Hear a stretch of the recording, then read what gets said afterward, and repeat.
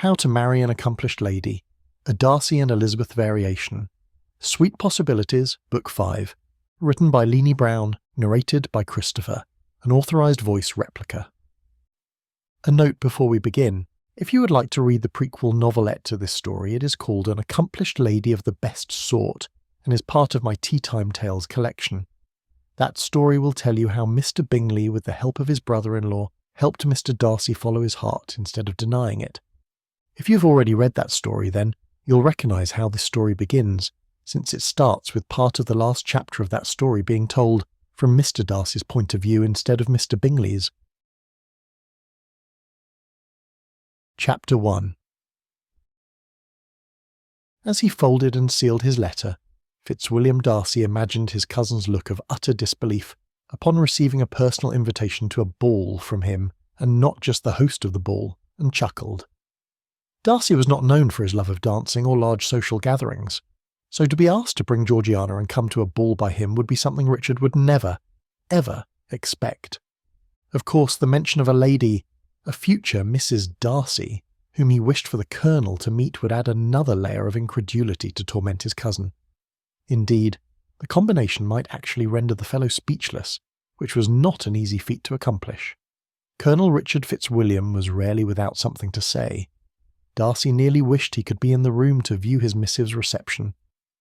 He glanced at the clock on the mantel in the library, grabbed his hat and walking stick from where they lay on the carpet next to him at the writing desk, and rose from his place. "Are you about ready?" Charles Bingley called from the door. "Our ladies will be down soon." He fiddled with a button on his coat. The man was perfectly incapable of standing still for even a moment. He was a lively sort of fellow, which was precisely the opposite of how Darcy was. Darcy liked to do things slowly and with well-thought-out purpose. Bingley tended to seize the moment and then attempt to batter it into whatever shape he needed it to be. They were odd friends, one reserved, the other exuberant, but they normally worked well together. However, there had been a few moments recently during which it had seemed their differences might tear their friendship apart. Thankfully, it had been overcome by an adjustment in Darcy's way of thinking. It was a modification which had been sorely needed, and which had led to both his willingly writing the personal invitation to Richard, which he currently held in his hand, and his being anxious to be at the foot of Netherfield's grand staircase to greet Miss Elizabeth when she descended with her sister. To think that he had only days ago disapproved of her, the change in how he viewed things was something of a miracle, one worked in a most clumsy fashion by his exuberant friend. He motioned to a footman who was standing near the door. "This needs to be sent to Colonel Fitzwilliam straight away." "Yes, sir." The footman took the envelope and left the room, via the servants' entrance at almost exactly the same moment that Darcy finally made his way into the corridor to stand with Bingley and watch the stairs for the appearance of Miss Bennet and her sister Elizabeth. "You were right." Darcy straightened his sleeves and glanced at Bingley, who seemed to be somewhere other than at Netherfield. He bumped him with his shoulder. "Are you not going to ask me about what you were correct?" "I must apologise. I was lost in my thoughts about how a return to health in this circumstance is bittersweet. However, now that you have my full attention, you may praise my genius as it deserves." Darcy chuckled. Genius, indeed. A stroke of good fortune was more what it was. "I will not go so far as to call it genius," he said, "though I will admit it is perhaps the most astute you have ever been." He pulled at the front of his jacket and then checked his watch. "Miss Elizabeth is precisely the best sort of accomplished lady," he said. "I grant that I have not witnessed all the particulars of her accomplishments, for we have not called on any tenants, nor have we had the opportunity to go over an account book or arrange furniture and pick paint. But be that as it may, I have observed and been quite delighted with her keen mind and caring heart. She has forgiven me for my atrocious behaviour. She fairly dotes on Miss Bennet, and our discussions about many things have been lively and proven that on many items of great importance we are agreed. For all those reasons, I intend to speak to her father to make my position as a hopeful match for his daughter known." Or he would, if Elizabeth said she was agreeable to him doing so. He looked behind them and then up the stairs. Waiting to begin a task once a plan had been decided upon was excessively challenging. At present, he could sympathise with Bingley's fidgety ways. "You should also know that I am determined to be successful." He had even said as much to his cousin in his letter. "And I will do whatever you may need me to do to ensure your success with Miss Bennet. She is as you proclaimed her last night. Quite lovely, and perfectly designed to be Mrs. Bingley. Add to that, my happiness would not be complete without yours being just as happy." "Does this mean, then, that you understand why I had to conspire with Hurst regarding you and Miss Elizabeth?" Bingley asked. Darcy nodded. "I think I do." He said nothing else, for who could continue a discussion about Bingley's skills as a matchmaker when the heavenly creature, who had been unceremoniously plopped into his path by his not quite a genius friend, was descending the stairs and smiling just for him? The whole of Netherfield could catch fire around him, and still Darcy was not sure that his mind would register anything but the twinkle in Elizabeth's eyes as they danced with some bit of humour she and her sister had just shared. My, her cleverness was as honed as Richard's was. It was going to be quite the treat to watch his Elizabeth exchange witticisms with the Colonel. "Are you certain you feel well enough to endure the carriage ride home?" Bingley said to Miss Bennet as their ladies gained the landing at the foot of the grand staircase. Miss Bennet had been quite severely ill for a few days, but one would not know it to look at her now. That is, if one were inclined to scrutinise her appearance today, which Darcy was not inclined to do. He would much rather focus his attention on her younger sister. Darcy extended his hand to Elizabeth, and she took it. Hopefully she would soon take it and keep it for always. "I am quite sure that no ill will befall me from the excursion," Miss Bennet replied. "But perhaps," said Bingley, "we should take one more walk around the garden to ensure that you are well, and tomorrow you can return home." Darcy smiled at Bingley's suggestion. The chap was besotted, nearly as much as he was, and therefore Darcy could not fault the man for his attempt to keep the object of his affection under his roof. "And tomorrow," Miss Bennet replied, "you will say the same thing, just as you have for the past 2 days." She placed her hand in Bingley's. "If it helps you bear our parting, I shall miss being here," she added. "You have been a most gracious host.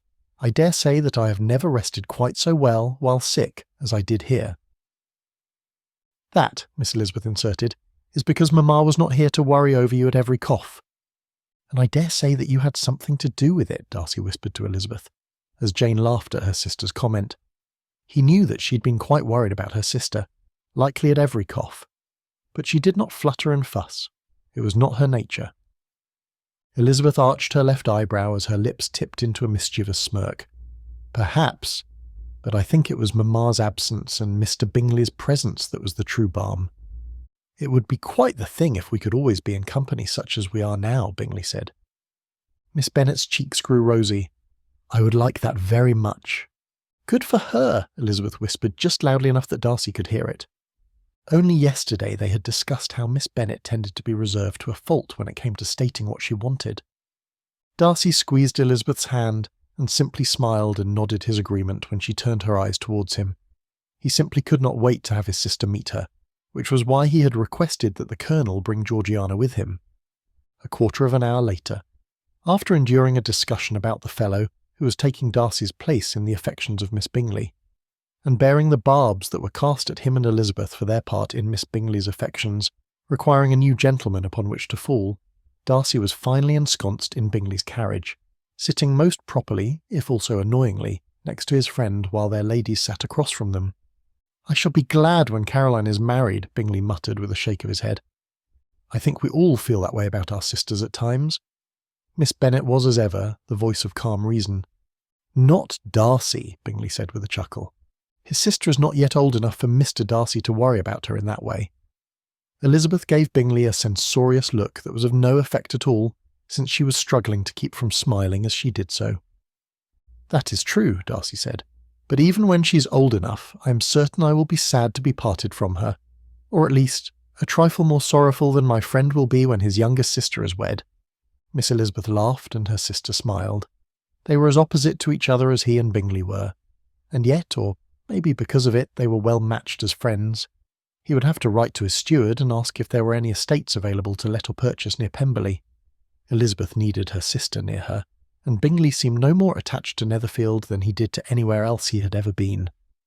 "No truer words have been spoken," Bingley quipped.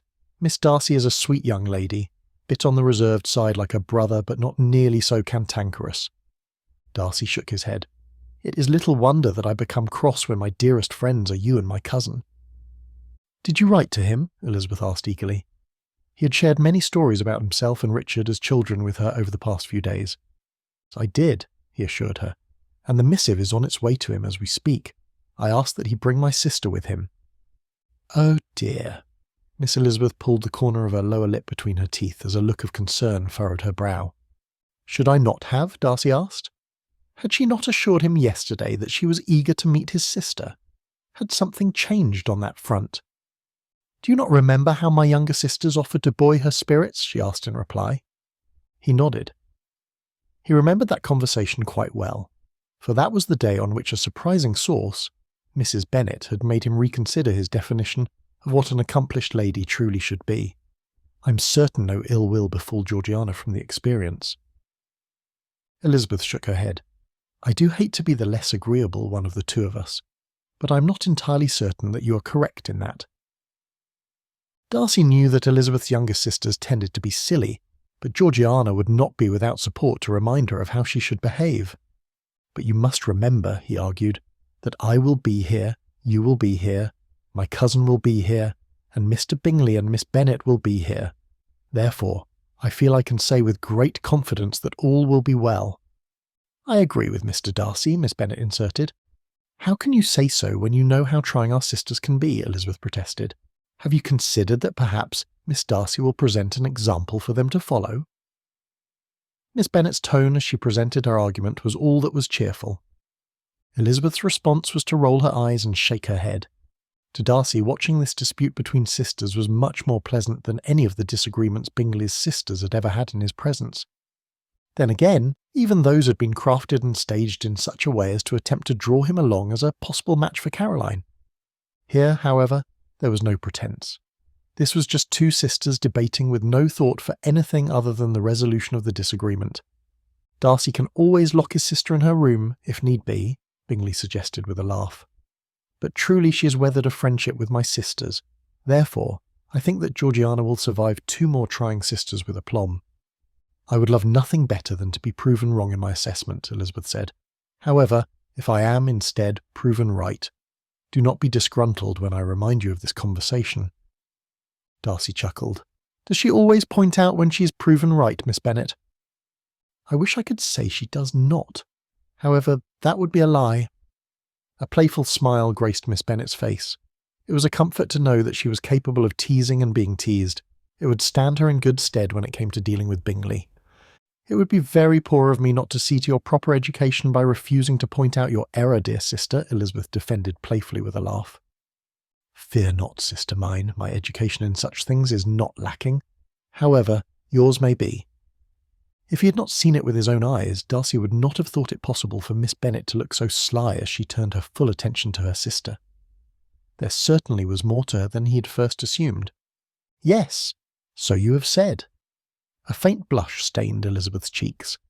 Darcy found it to be a most intriguing response, and he would dearly love to know the story behind the exchange.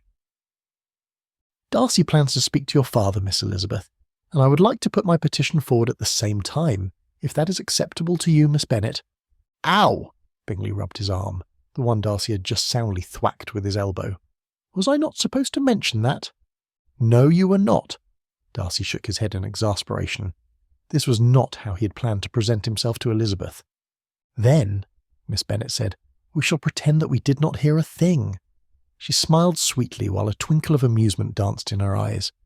It was an expression which was very reminiscent of her younger sister. "I will perpetrate no such ruse," Elizabeth began.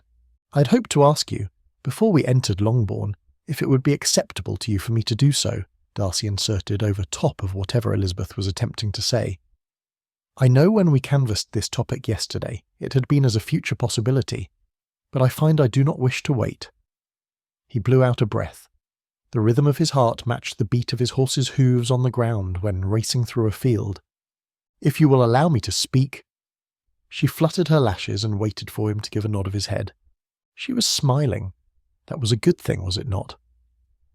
"As I was saying," she continued, "I will perpetrate no such ruse, sir, for I do not wish to forget this moment." A crease formed between his eyes. Why would she want to remember this moment? "It would be a sad thing indeed to forget the eagerness of a gentleman to secure my hand, would it not be?" she explained. "Especially when I have come to admire him greatly, and when his eagerness matches my own. She lifted one shoulder in a small shrug.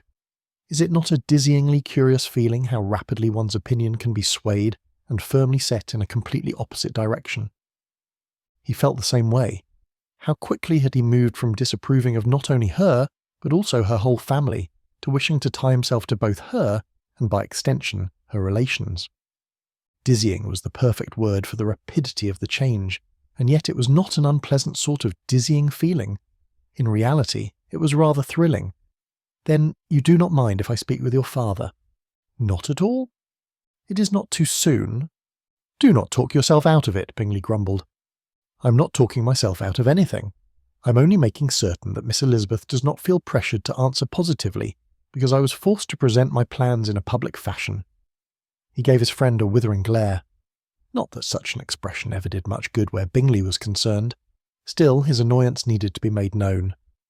I assure you that it is not too soon for either of you to speak to our father, Miss Bennet inserted. Her eyes were fixed on her tightly folded hands. Bingley leaned forward and covered her hands with one of his. Then I will join my friend, he said. And I will be twice as happy as I now am, Miss Elizabeth added. Darcy held her gaze and allowed his own happiness to show in his expression as the carriage slowed before turning into Longbourn's Drive. Chapter 2. Jane tapped softly on the door to their mother's bedchamber while Elizabeth waited just behind her. Mr. Darcy and Mr. Bingley had been escorted to their father's study, while Mary had explained to Jane and Elizabeth that their mother was suffering from a fit of nerves. Apparently there was to be a guest arriving at Longbourn today, one who was the source of many of their mother's fears, the heir to the estate, a Mr. Collins, who was their cousin in some fashion. Mamma. Lizzie and I have returned, and brought Mr. Bingley and Mr. Darcy with us, Jane said when their mother's maid had opened the door. They are currently speaking with our father, but Mary has requested that tea be brought to the drawing-room for after their interview with Papa. The mother sat up on the chaise lounge on which she liked to recline when feeling overwhelmed with some little bit of anxiety. Mr. Bingley and Mr. Darcy came with you, you say? Jane sat down next to their mother on one side while Elizabeth took the other. And they are both speaking to Papa, Elizabeth said. Both. Her mother's eyebrows rose high over wide eyes. For any particular reason? Yes, Mamma, Jane said. It seems you may have two daughters wed before too long. The mother looked like she might need to have another lie down at that information. Excitement mingled with confusion in her little gasps and short ohs as her attention shifted from Jane to Elizabeth and back. It seems that our strange Lizzie is just the sort of lady that Mr. Darcy prefers, Jane said. Their mother blinked. But he said that horrid thing about her. Yes, he did, and he's properly sorrowful for having done so. In fact, he's asked for and been granted forgiveness, Jane said. Apparently he's not so stupid as you proclaimed him to be in the carriage on the way home from the assembly. And he is also not so severe and cold as we may have thought, Elizabeth added. Indeed, he can be very agreeable. It is just that he is reserved and proper. Huh. Their mother seemed to be lost for words. His cousin, Colonel Fitzwilliam, and his sister have been invited to join him at Netherfield for the ball, Elizabeth continued. I do not know, however, if his sister will be allowed to attend since she is not out yet. But is she not Lydia's age? Mrs. Bennet asked in surprise. She is. And she is not out? No, she is not. How very strange. But I suppose that is how they do things in Mr. Darcy's circles. It is far easier for a man of means to provide for an unwed sister or daughter than it is a man of moderate to little means. Mrs. Bennet rose from her place and straightened her gown. It appeared that her fit of nerves was over. What do you know about this Colonel Fitzwilliam? Yes, indeed. She had moved from overwhelmed with worry to likely conjuring some marriage plot. He is just 1 year older than Mr. Darcy, and he is the second son of the Earl of Matlock. Elizabeth knew that such information would only add fuel to her mother's matchmaking fire, but it would also guarantee that all thoughts of fanning herself and calling for her salts would be pushed completely out of her mind. As expected, the information arrested their mother's attention, and all activity stopped for a full half-minute before she slowly turned towards Elizabeth. The second son of an earl and a colonel? She blew it out of breath. Mary might not be too young for him, I suppose, and red is a very good colour on her. "Mamma," Jane said, "Mary will not be wearing a scarlet coat even if she catches his eye." Mrs. Bennet waved the comment away. "She will have to stand next to him in the portrait for the long gallery at Matlock, so it is good if the artist does not have to alter her complexion to match the Colonel's uniform." "Oh," she cried in delight, "just imagine the visitors of the house being led past my daughter's portrait as they tour the grand home." She clapped her hands. "Well, it seems there is much to do. We may be saved after all if Lizzie can secure Mr. Darcy as she seems determined to do, and if Mary can make a favourable impression on the Colonel. Do you know what type of lady he prefers?" "I would imagine one with a fortune." There was a note of caution in Jane's reply. "He's a second son who is used to living in luxury, and likely will need his wife to bring a fine purse with her to put into his coffers." Again their mother waved the words away as if they were a pesky fly trying to take a taste of her tea. "I am certain he has a fortune of his own, and if it is even barely modest, a pretty face and pleasant manner can present a temptation to any man." Her brow furrowed. "Do you think we can convince Mary to wear a bit of lace and allow my maid to do her hair in a softer style? I do think I could spare her service for such a purpose." The mother was the only lady in the house to have a maid assigned to her, and her alone. The rest of them helped each other and shared one maid between them. Mary preferred to see to her own preparations each day. The result was a very plain and simple presentation. "I shall be very sad to leave this home when the time comes," she said as she left her room, "but it shall be much more bearable if I have the homes of such wealthy daughters to visit." She turned towards her two eldest daughters as they reached the top of the stairs. "And with such connections as you three shall have, Lydia and Kitty will surely marry just as well, if not better." And with that their mother hastily descended the stairs and entered the drawing-room. "At least she is no longer melancholy," Elizabeth whispered. Jane laughed. "Indeed. Though I do not even know him, I rather pity the Colonel." Their mother scurried out of the drawing-room to the foot of the staircase just as Jane and Elizabeth had reached it. "Do you know if the Colonel is handsome?" she asked Elizabeth, in a whisper that was incapable of concealing anything. "Sadly no, I do not," Elizabeth said. "Mr. Darcy did not say, and I did not ask. I thought it would be a very poor way to encourage his admiration." "Oh, well, yes, to be sure." She sighed as if thoroughly disappointed. "I suppose I will just have to discover that on my own." "Or you could wait until the Colonel arrives," Elizabeth suggested. Not that it was a suggestion her mother would heed. "Oh, do not be foolish, Lizzie," Mrs. Bennet scolded. "Now hurry. You want to be in your places when the gentlemen join us." With a shake of her head and a sigh, Elizabeth followed her mother into the drawing-room and took a seat near Mary that left enough room for Mr. Darcy to sit with her and Mr. Bingley to sit with Jane. "Mamma seems to be doing much better," Mary said. "I take it she found your news about Mr. Darcy and Mr. Bingley reviving to her spirit?" "That, and she has settled upon a matchmaking scheme, though I do not think it has been thought out completely." "A scheme? For whom?" Elizabeth smiled at Mary. She knew her sister was not going to like this news. "No, me?" She looked perfectly horrified. Elizabeth nodded. "Mr. Darcy's cousin, Colonel Fitzwilliam, has been invited to Mr. Bingley's ball, and you are Mamma's next daughter to see attached to someone. Therefore, you may find yourself compelled to wear some embellishments on your dresses and style your hair in a more alluring fashion." As suspected, Mary's response was to shake her head and heave a heavy sigh. "I do not want to marry a man for whom I must appear to be something that I am not." "We have not met him yet," Elizabeth cajoled. "Perhaps he will prefer simply dressed and styled ladies, and Mamma will find she does not need to alter you at all." "I will not be altered," Mary said firmly. Elizabeth laughed. "While I am sure that is true, you know Mamma will try." Their mother considered a refusal as the beginning of discourse, not the end of it. "You may as well strengthen yourself for the battle." Again Mary sighed heavily. "And I will warn Mr. Darcy about the scheme if Mamma does not do that herself, when she inquires about the handsomeness of the Colonel." Mary covered her face with her hands. "Why? Why must our mother be as she is?" "Because if she were not, she likely would not have married our father, and we would not have each other for sisters." This was met by a huff. "While that makes sense, and I despise that it does not make me complacent to what is. She's decided already," Elizabeth said, "that you are to have your portrait painted standing next to the Colonel in his uniform, because red is becoming on you, and that the painting will hang in the portrait gallery at Matlock. Their aunt had told them tales about how lovely that stately home was. She had toured it once as a girl. Mary blinked. Why at Matlock? Because the Colonel's father is the Earl. Mary's eyes grew wide. Has Mamma lost control of all her faculties? Me, married to the son of an Earl? She shook her head, as if that was even close to possible. Elizabeth chuckled. You are worthy of the greatest and noblest of men, my dear sister. I am not. I'm cross far more than I should be.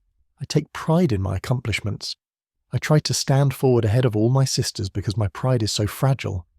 My tongue is sharp. My manners are harsh at times, and those are just the beginning of my shortcomings. If they are shortcomings, and I'm not saying they are, what hinders you from amending them? Elizabeth asked. You may as well ask what hinders Dotty from pulling the carriage. Dotty was a mule, a sweet but excessively mulish mule. Elizabeth chuckled. I do believe if Dotty took it into her head to move the carriage, she would, so your argument only proves that you must desire the change. Mary's eyes narrowed as she glared at her sister. You know, do you not, Jane said, that we love you dearly and believe you are capable of doing whatever you wish to do? Indeed, of all of us, you are the most determined to see a plan accomplished, even when the task seems doomed to fail. You see things too sweetly, Mary retorted, but then smiled. And now, since your gentlemen are here, we must change the subject, which troubles me not a jot. She was correct. There at the door were Mr. Darcy and Mr. Bingley following their father into the room. Mrs. Bennet, Mr. Bennet said, it is with great pleasure that I am able to present 2 possible future sons to you, but nothing has been determined completely other than I am agreeable to calling them sons. The truth of the matter lies with our daughters. Oh, well, none of my daughters is so foolish as to refuse gentlemen such as yourselves. She offered her hand first to Mr. Bingley, and then to Mr. Darcy before turning to her eldest daughters. You're not so foolish, are you? She looked pointedly at Elizabeth. I am not, Mamma, she assured her. That is excellent to know. Now Lizzie and Jane have mentioned that your cousin and sister will be joining us for Mr. Bingley's ball. Yes, they will be, Mr. Darcy replied. I may even allow Georgiana to attend, though she will only be allowed to dance with me and the Colonel, my cousin. It will be so good to have another gentleman to add to our numbers, their mother said. We do seem to have more ladies than gentlemen in Hertfordshire. But then I am certain Mr. Bingley has done his best to invite an equal number of each to his ball so that none are left standing unless they wish it. Elizabeth sighed. It was as if whatever thought popped into their mother's head had to come out of her mouth. Oh, I have not counted, Mr. Bingley said, but I am sure my sisters will see to it that we are not too lopsided in either direction. Mrs. Bennet returned to her seat. I am relieved to hear it. She straightened her skirts as Mr. Bingley and Mr. Darcy took places next to Jane and Elizabeth. Now, I'm certain it is too forward by half, but tell me, is your cousin the Colonel married? No, he is not. And is he attached to any lady in particular? As I said, we are sadly wanting in gentlemen in Hertfordshire. Elizabeth groaned silently. That was too forward by more than half. Darcy shook his head. No, he is not married. In his words, he is married to his profession. And will he keep his profession for his whole life? I do not know, but I would assume he will retire at some point to take up his estate. Oh, is it a large estate? Elizabeth clamped her teeth firmly together to keep her tongue from being free to speak. Not overly so. I would say it is about the size of Longbourn, or perhaps just a bit smaller. Does it provide a good living? It would not be allowed to provide a poor one, Mr. Darcy answered. My uncle is a man of action and expects a return on all that he does. Do you mean your uncle the Earl? As if her mother did not know that, and Elizabeth's tongue would not remain silent any longer. Yes, Mamma. Colonel Fitzwilliam is Lord Matlock's second son. And if he is unattached with a good income in his future, there must only be one more thing to know about the good Colonel, Mr. Bennet said with a laugh. Not her father, too. Was all her family determined to make Mr. Darcy question his decision to court her? He is not so handsome as Darcy, nor as tall, but he is not wanting overly much in either area, Bingley said with a grin. So which of you will be wanting to dance with the Colonel first? He swept the room with a look. Why, Miss Darcy, of course, Lydia cried. If she is only allowed to dance with her brother and cousin, and since her brother will be dancing with Lizzie first, it only stands to reason that she will stand up with her cousin. She turned to Mr. Darcy. If it is acceptable to you, Kitty and I would be happy to stand up with her. I'm certain I can disappoint at least one gentleman for your sister's sake." "That is very kind of you, Miss Lydia. I will ask her if she would like that and inform you of her answer." Lydia scooted back in her chair and looked exceptionally pleased with herself. "And after the Colonel has danced with Miss Darcy, who will be next?" "Bingley," Mr. Darcy grumbled. "Oh, Lizzie, of course," Lydia answered once again. "She may be his cousin eventually." "And so will you be," Mr. Bingley countered. Lydia sighed. "Is he dreadfully old?" she asked in a whisper. "Lydia!" Elizabeth chided as she felt her cheeks grow warm at her sister's impropriety. "He's only a year older than Mr. Darcy." Her younger sister did not look delighted by this news. "Then I suppose I shall take a turn dancing with him after Lizzie, Jane, Mary and Kitty have. It seems only proper that my older sisters dance first." In other words, the poor Colonel had already been relegated to the too old for a lady such as Lydia list. Her younger sister had some very particular qualifications for desirable dance partners, and being older rather than younger put a fellow towards the bottom of her list. She dared to peek at Mr. Darcy, whose attention was fully on Lydia. "I will inform him that he may dance with whomever he wishes to dance with, before asking you, Miss Lydia, but I will tell you that he is an excellent partner, even if he is on the older side of things." He smiled softly as he spoke, and Elizabeth's heart grew a little more attached to him as he did. Chapter 3. For the second time in less than half a day, Darcy stood next to Bingley in Longbourn's entrance hall. Earlier, after their discussion with Mr. Bennet about his daughters, they had only stayed a respectable amount of time, although both had desired to throw propriety to the wind and stay all day. Fortunately, before they had even left Mr. Bennet's study, the man had made it easier for them to keep to a proper length of time for a call, by suggesting that they join his family for dinner. Apparently he was concerned about how his wife was going to receive the heir to the estate, who was to arrive that afternoon. To her, this guest was a mere stranger who would one day claim her home. In truth, Darcy felt sorry for the lady. An entail on an estate often put females in precarious situations once their husbands died. He did not and would not blame her for not wishing to welcome the fellow. "I assume that drone we hear must be that Collins fellow about whom Mr. Bennet spoke," Bingley whispered, as Mr. Hill deposited their outerwear into the arms of a waiting footman. A low, rumbling masculine voice could indeed be heard emanating from the drawing-room. Mr. Bennet had had nothing good to say about Mr. Collins. Though he himself had never met Collins, Mr. Bennet had known the man's father, and if the son was anything like the father, he would not be the brightest nor the pleasantest of fellows. "He sounds like a right old bore," Bingley added in another whisper which was slightly louder than before. "That he is, sir," Longbourn's butler whispered in reply. "Not that I tell tales, unless I've been instructed to do so."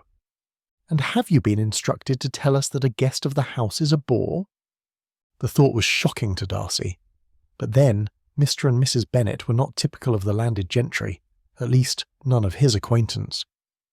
"Perhaps those were not the exact instructions, sir," Mr. Hill answered, "but a bore is close enough to what was related to me to say." He tipped his head, indicating that the footman should hurry on his way with Darcy and Bingley's things. "I was told to warn you that Mr. Collins is as Mr. Bennet feared, insufferably dull both in interesting topics of discussion and intellect." The man smiled. "However, I was not to tell you any of that until you had been parted from your hats and coats, and the carriage was no longer in front of the house." Bingley chuckled. "I do suppose that makes it harder for us to escape." "Though not impossible," Darcy added with a shake of his head and a wry smile. His uncle would be quite delighted to hear about this bit of scheming on Mr. Bennet's part. Darcy could certainly see where Elizabeth had gotten her keen mind. "Do you wish to escape, sir?" Mr. Hill inquired. Darcy's face must have given away his surprise at the inquiry, for the butler hastened to add, "I can have your things and the carriage retrieved." "No." The word seemed to erupt from his mouth as it was said with a great deal of force. He cleared his throat softly, regained control of his emotions, and proceeded to explain himself in a much more measured fashion. "What I mean to say is that I wish to see Miss Elizabeth no matter the trying people I will have to endure to do so." "I am happy to hear it," the butler said, as he led them the short distance to the drawing-room. Darcy had extensive experience in tolerating painfully trying people since, Every spring he sat at his aunt's table and in her drawing rooms, and his aunt, Lady Catherine de Bourgh, was excruciatingly difficult unless getting precisely what she demanded.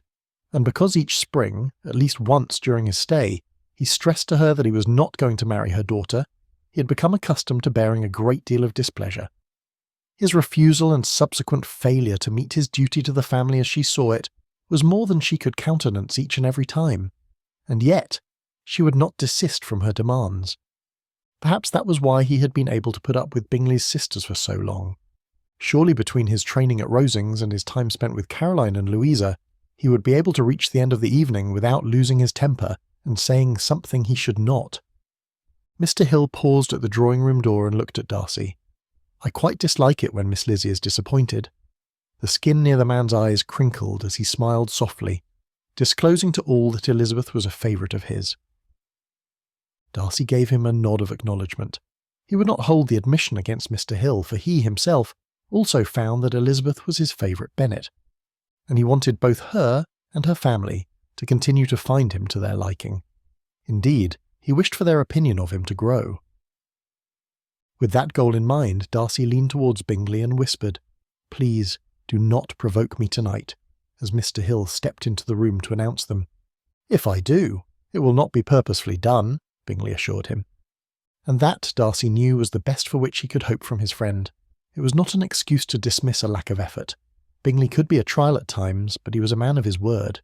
No folly would befall Darcy by design. "Try to keep from coming to my defence too quickly if the need arises," he added. That was where the danger usually lay. Bingley would take it upon himself to promote Darcy, or move him to better himself, and from time to time created something of a disaster in the attempt. As Darcy stepped inside the drawing-room, the first person he saw was Mr. Collins. The fellow was not small or well-tailored. He was plainly dressed in a drab-brown suit.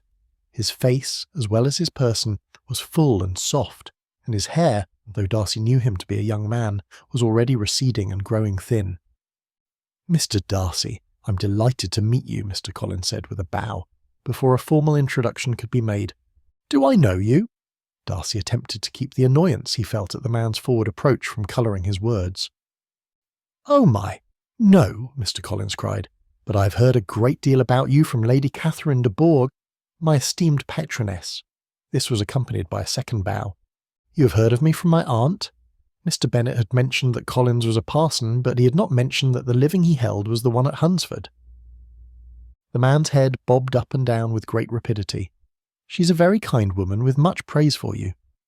"Kind? Lady Catherine?" Darcy chuckled. "I believe you are the first to describe her to me in such a fashion." It seemed best to let Mr. Collins know from the beginning of their association that a connection to his aunt did not raise him in Darcy's esteem. Mr. Collins opened his mouth to speak and then closed it again without saying a word. "It is very good to see you again, Mr. Darcy," Mrs. Bennet said. "May I introduce you to our guest?" "I think you must, since he seems to know who I am, and I have yet to make his acquaintance." Her eyes grew wide but sparkled in amusement. "So it would seem," she said before gesturing to Mr. Collins. "Mr. Darcy, Mr. Bingley, this is my husband's heir and cousin, Mr. Collins. He has come to visit for a time. Mr. Collins, these are Mr. Darcy and Mr. Bingley. Mr. Bingley has just let Netherfield, which is but 3 miles from here, and Mr. Darcy is his particular friend." She turned immediately from Collins and looked at Mr. Bingley. "I trust your sisters and Mr. Hurst are well." "Oh, very." "Excellent. And the preparations for your ball, are they going well?" She glanced towards her daughters. "You will sit with Jane, of course, and Mr. Darcy, there is a seat near Elizabeth. Mr. Collins, you will need to move down 1. Mary, you may come sit with me." With these instructions given, she turned back to Bingley with an expectant look. "I have not heard a word of complaint about any issues," Bingley said, "so I will assume that all is as it should be." She clucked her tongue. "You really should check on things. It is not easy to plan a soirée. Details can be missed." She motioned for them to be seated and took her own place, as she continued speaking. "I'm certain I worry for nothing. Your sisters have planned fêtes before, but this is a new area and a new home. Many things can be done the same way, but there will be those which cannot be." "I bow to your expertise," Bingley replied. "I have little knowledge about what goes into planning a ball, whether here or in town. However, I am eager to learn, and I think you have pointed out a flaw in my thinking, for my sisters may need oversight, since Netherfield, after all, is, as you say, my new home, which will be presented to my new neighbours, and I would like to make a good first impression." "Are you having a ball?" Mr. Collins seemed to have found his tongue once again. "I most certainly am, and if you're staying until next week, you will have to join us." "He's here for a month." Miss Lydia did not sound the least bit pleased by that fact. "Then I will inform Caroline and Louisa to add his name to the guest list. I hope you have your dancing shoes with you, Mr. Collins." "I do not own a pair of dancing shoes," the man answered, "but I have shoes that are equal to the challenge. I know it does not look like it, but I'm quite light on my feet. In fact, I've been told that any lady would be fortunate to be my partner, for her slippers would not be ruined by wayward steps on my part." "I am confident there will be many there who will be delighted to dance with you," Mrs. Bennet said. "I do hope that my cousins will favour me with a dance." He smiled at Elizabeth, next to whom he had positioned himself in the rearranging that Mrs. Bennet had insisted upon. Darcy stood and extended his hand to Elizabeth. "It seems awkward that I'm seated between you and your sister. You should sit near Miss Bennet." She obliged him and allowed him to move her from where she was to where he had been sitting. Then he took the seat she had vacated, putting himself between her and Mr. Collins, as if any gentleman was going to sit next to his Elizabeth and smile at her when he was here to prevent such a thing. She mouthed a thank you to him when he looked her direction. Just beyond her, he could see his friend looking excessively amused. But he did not care, for he knew that Bingley would have done the same thing to keep Miss Bennet free from Mr. Collins's advances, even if that advance was only a smile. "I think it would be best to find your partners from the other guests," Mrs. Bennet said, "at least to start. I'm certain all who are in attendance would think you the most agreeable person if you began with those who are not of your immediate acquaintance. Do you not think so, Mr. Bingley?" "Absolutely. What say you, Darcy?" "I think it is an excellent suggestion. I did not do so when I first arrived and attended an assembly in Meryton, and it did nothing to endear me to the area. In fact, I'm fortunate to have been granted a second chance to change the opinions of some." "Here," he favoured Elizabeth with a small smile. "Is that so?" Mr. Collins's furry eyebrows were raised high. "I do suppose it sounds like a wise bit of advice, but my patroness, your aunt, Lady Catherine de Bourgh, has given me advice as well, and I'm not certain I can follow both her advice and yours at the same time. Though I do suppose, as is often the case, which one realises well after the moment has passed, that I might not be thinking as clearly about it as I should be." He waggled his head from side to side as if trying to decide something. "I suppose I shall take it to the good Lord in the morning and allow him to sort it out in my mind." His brow furrowed. "However, it does seem to me that peacemaking should come before merriment and promotion of self, so perhaps I already know that answer, and I shall dance the first with one of my cousins, and then I can see to the neighbours." Again he smiled in the direction of Elizabeth. "Miss Elizabeth already has a partner for the first set, as does Miss Bennet," Darcy said to him as he took Elizabeth's hand in his own. "And I would imagine that Bingley and I will switch partners for the second set, and then there is my cousin who will want to dance with Miss Elizabeth." The man's mouth was agape. "I've been informed that dinner is ready," Mr. Bennet said as he entered the room. "I apologise for not being able to offer port before we dine, as is my custom, but I had to see to a matter." He directed this to Darcy and Bingley. "However, I assure you that there will be port both during and after our meal." He motioned toward the door. "My wife's brother has connections to some very fine vintners, so we are seldom without an excellent bottle of some sort of wine to enjoy." He had taken his wife's hand. "My dear, are there instructions for how we are to go in?" Mrs. Bennet brightened, as if arranging a processional into dinner was a most exciting task. Yes, thought Darcy, Elizabeth was correct in telling him that her mother excelled at hosting parties of any sort. "It seems only natural," she said to her husband, "that Mr. Collins should follow you and me, and then Mr. Darcy and Mr. Bingley with Elizabeth and Jane and the other girls can follow behind." "But I'm of low standing," Mr. Collins began. "You are my husband's heir," Mrs. Bennet inserted firmly, "and therefore I insist that you follow him and me, unless Mr. Darcy is offended by the arrangement." "Not at all," Darcy assured her. "It is your home, and I find your reasoning to be all that is good." Mrs. Bennet smiled. "Please keep Elizabeth at your side so that you can converse easily." She nodded to Bingley as if to say the same to him about Miss Bennet. "Shall we then?" Mr. Bennet asked.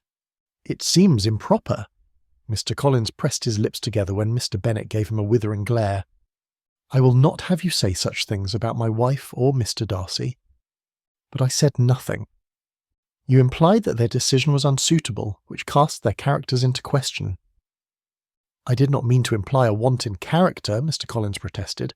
"I was merely pointing out a possible error, and even those of impeccable character do make mistakes." Mr. Bennet sighed. "No mistake has been made. Now, if you wish to eat with us, you will follow behind myself and before Mr. Darcy." And with that he quit the room. Mr. Collins shook his head and shrugged before following as if he was resigning himself to doing something he did not wish to do. "He's dreadful," Miss Lydia whispered.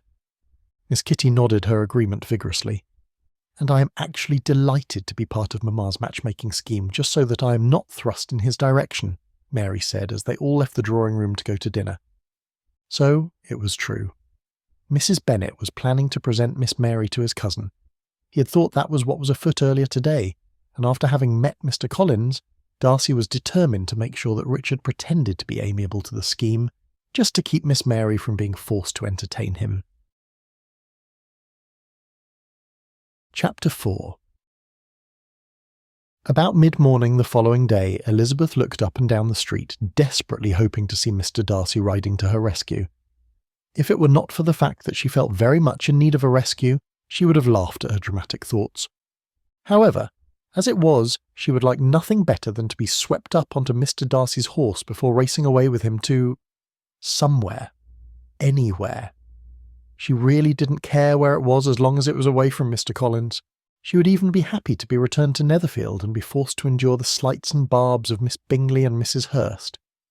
At least they canvassed topics of some interest, and did not do so in an incessant flow of pompous nothings.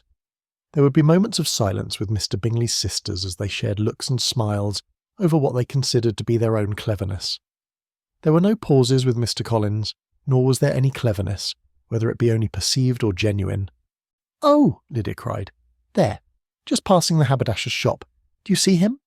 She clapped her hands in delight and pulled Kitty forward toward the street. "We should intercept them, should we not, Jane?" Jane paused a moment to look in the direction Lydia had indicated.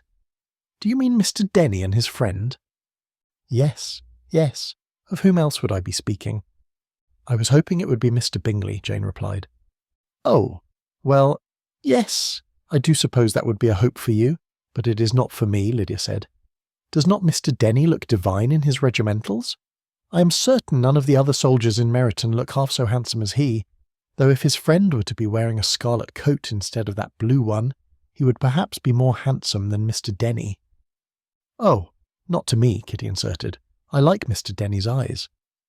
"If we were to cross, we might be able to compare his eyes with those of his handsome friend," Lydia said. "I see no harm in crossing." Elizabeth lent her support to the plan, for it would bring them into conversation with someone other than Mr. Collins, and she had to admit that she was excessively curious about who Mr. Denny's friend was. "But we told Mr. Bingley we would be near this shop," Jane protested. "And we will be," Lydia assured her. "We will only be directly across from here. I'm perfectly certain that Mr. Bingley can see us on that side of the street from this side." "Meeting gentlemen on the street," Mr. Collins clucked his tongue and shook his head. "It is not what I would call proper." There were a great many things that man did not deem as proper. How many improvements had he suggested to his cousins, both on their walk to town and interspersed in conversation at this shop or that? Fripperies, as an example, were extravagances that indulged base desires and contravened his idea of how money should be spent. A gown was just as useful without lace as it was with, and if it already had lace and that lace had not been eaten by moths or ruined by carelessness or some other accident, then no new lace was needed. It was a poor use of funds. They could be put to better use if placed in the tithe box.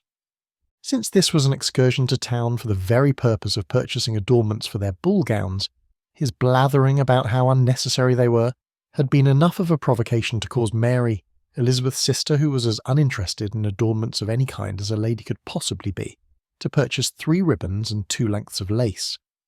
And apparently Mary was still feeling rather put out, for at Mr. Collins's current reprimand she stepped forward, took each of her younger sisters by the hand, and began to cross the street. Not, however, before saying, You do not greet friends when in town. How odd, and rather unfriendly of you.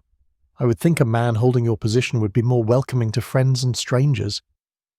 Elizabeth giggled softly at Mary's words as she and Jane hastily followed their younger sisters, while Mr. Collins trailed behind them, pontificating on the wilfulness of the younger generation.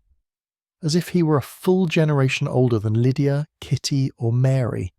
He was only 10 years older than Lydia, and Lydia was the youngest of their lot. Mamma would not have to worry about Mary being singled out by Mr. Collins as a possible wife after this trip to town. Indeed, Elizabeth was nearly certain that Mr. Collins would never consider offering for any of her sisters, unless, of course, he was the sort of gentleman who wished to congratulate himself on marrying an exuberant or defiant young lady and forming her into what he considered to be a proper wife. She shuddered at the thought, because she could perfectly imagine that a fellow with as high an opinion of himself as Mr. Collins seemed to possess would wish to attempt just such a feat. "Mr. Denny," Lydia cried as they gained the pavement on the opposite side of High Street, "you have returned from London. Was it a good trip?" "It most certainly was," Mr. Denny replied after bowing a greeting to them all. "I acquired all I needed and even returned with a new member for our regiment." He looked to Jane. "May I introduce him to you?" "It should be a father's," Mr. Collins began to say from behind Jane and Elizabeth, but Jane paid him no mind and said a pleasant yes over the top of his words. "This," Mr. Denny said with a wave towards his friend, "is Mr. George Wickham. We have known each other for a few years now, and I've just finally convinced him to join me in serving His Majesty, as it is about time that he took up an honourable profession." Both men chuckled at this taunt. "Wickham, these lovely ladies are the Bennets, Miss Bennet, Miss Elizabeth, Miss Mary, Miss Kitty, and Miss Lydia." He motioned to each sister as he said their name, and as they had been taught to do since they were capable of standing on their own 2 feet, each Bennet lady dipped a shallow curtsy in greeting. "This is our cousin, Mr. Collins," Jane offered when Mr. Wickham had finished expressing his delight in meeting them. From the pleasure that shone in his expression, he seemed to be a fellow who enjoyed meeting new people. "Mr. Collins," Mr. Wickham offered a bow. "Are you from the area?" "No, not at all," Mr. Collins answered curtly. "I will be one day, but for now I hold the living at Hunsford, which is in Kent." Mr. Wickham looked quite surprised by this information. "Hunsford, you say?" "Yes." The fact that Mr. Collins's answer was only one word was rather shocking to Elizabeth. "I had not heard that it had come open." Mr. Wickham smiled easily, as if everyone in his current group of acquaintances were old friends. "At one time, I too was destined for the church until the opportunity was snatched from me. How is Lady Catherine?" "Do you know her?" Delight suffused Mr. Collins's face. "Not personally, no, but I have heard of her since I was a young child through a friend of my father." "Ah, she's a wonderful woman, quite generous and condescending. I've actually come to visit my cousins at her request." To Elizabeth, it appeared as if he was about to say more, and had it not been for the approach of Mr. Bingley and Mr. Darcy, he might have. However, as it was, their arrival forestalled him, if only for a moment. "Mr. Darcy," he cried in delight, "we have just met someone who knows your aunt." Mr. Darcy's eyes moved from Elizabeth to Mr. Wickham, and the smile he had given her fell away as his features hardened and his face grew red. Mr. Wickham, on the other hand, seemed to pale, and the ease which he had exuded earlier fled. That the 2 men knew each other was apparent to anyone who was paying attention, which left out Mr. Collins, for he continued to ramble on. "I did not think," that man trundled on, "that I would meet 2 people in Hertfordshire who are familiar with my esteemed patroness. I am happy to have done so, however, and I am sure she will be delighted to hear her name is known beyond her home." "Did you find all the things which you were hoping to find?" Mr. Bingley asked, as he moved his horse slightly ahead of Mr. Darcy's and in front of Mr. Wickham. "Oh yes," Lydia cried. "We shall be elegantly attired for your ball." "I am happy to hear it." He spared a look for Mr. Denny and Mr. Wickham. "I believe an invitation has been sent to Colonel Forster for members of the regiment. Are you part of that group, Mr. Wickham?" Elizabeth's eyes grew wide. It appeared that both Mr. Bingley and Mr. Darcy knew Mr. Wickham.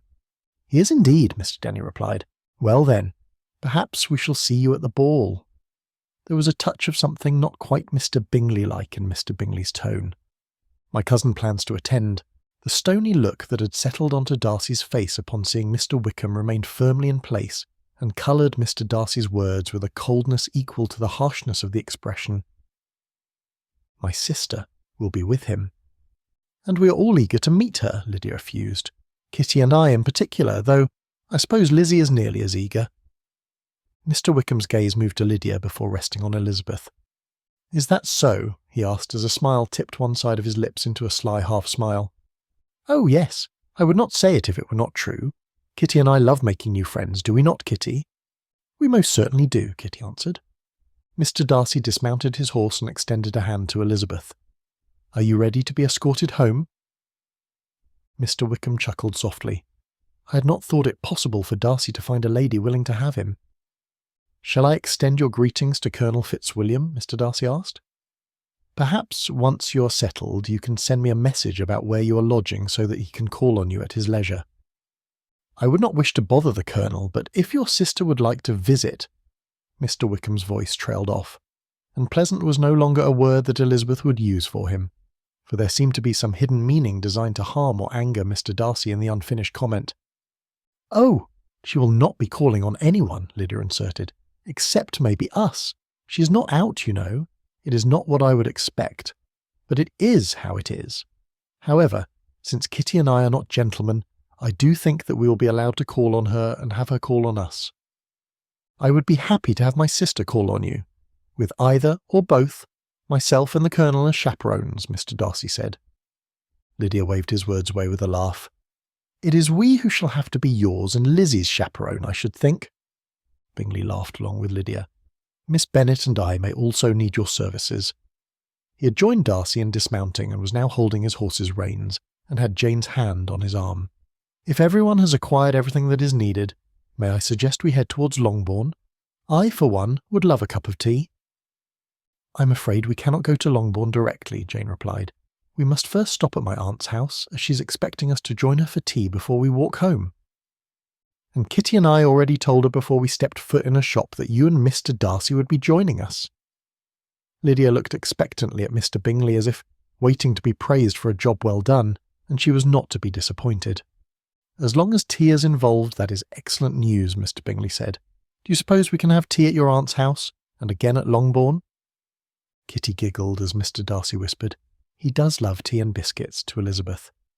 I would be surprised if we did not have tea in both places, Mary assured Mr. Bingley, as she once again took her younger sisters by the hand and began walking towards the edge of Meryton that was closest to Longbourn. But we have not taken our leave, Lydia protested. Mary released her hand. Then walk with Mr. Collins if you wish. Lydia lifted a hand and waved to Mr. Denny. I am so happy to know that you have returned safely, she said, before scampering to catch Mary's arm. Chapter 5. Welcome, welcome, Mrs. Phillips said as she glanced at the doorway to her sitting room before turning to close the window, through which she had called a happy good morning to her nieces as they approached her house, and also through which she had been given an introduction to their companions as they stood in the front garden. Apparently it did not bother her in the least that all her neighbours knew exactly who was calling. Do come in, gentlemen, and have a seat. I was quite delighted to hear that you would be joining us for tea. Darcy and Bingley made their way into a cosy drawing-room that was neatly decorated and welcoming. Mrs. Phillips's exuberant greeting declared her to indeed be Mrs. Bennet's sister, for they were very alike in enjoying company. Tea will be ready in just a few minutes. I called for it as soon as I saw you turn this direction. She looked out the window, peering out it to her right, then tilting her head to look in the same direction but at a slightly different angle. It seemed to Darcy that she was just as distractible as her sister, but with the benefit of a better vantage point from which to view all that was happening in Meryton, for the window through which she looked appeared to have a better than acceptable view of High Street. Did you invite Mr. Denny and that handsome friend of his to join us? She asked Miss Lydia. No, because Mary hurried me away before I could. This was accompanied by a stern glare and a scowl directed at Miss Mary. Miss Lydia might be unhappy about not having Wickham and his friend join them for tea, but Darcy was not. It was far better that Miss Lydia suffer a bit of frustration at the hands of her sister than be tangled up in some scheme of Wickham's which would leave her with far more lasting scars. Mrs. Phillips sighed loudly as if utterly disappointed. In that case, I suppose that I will have to meet whomever he is on another day. His name is Mr. Wickham, Miss Lydia informed her aunt. And not worth your notice, Darcy added to himself. How was Georgiana going to survive having that cad so close when she arrived at Netherfield? "Oh, that seems to be a good name," Mrs. Phillips said. "Do you suppose Mr. Wickham would like to attend a dinner and card party?" Would he? Oh, Darcy knew he would.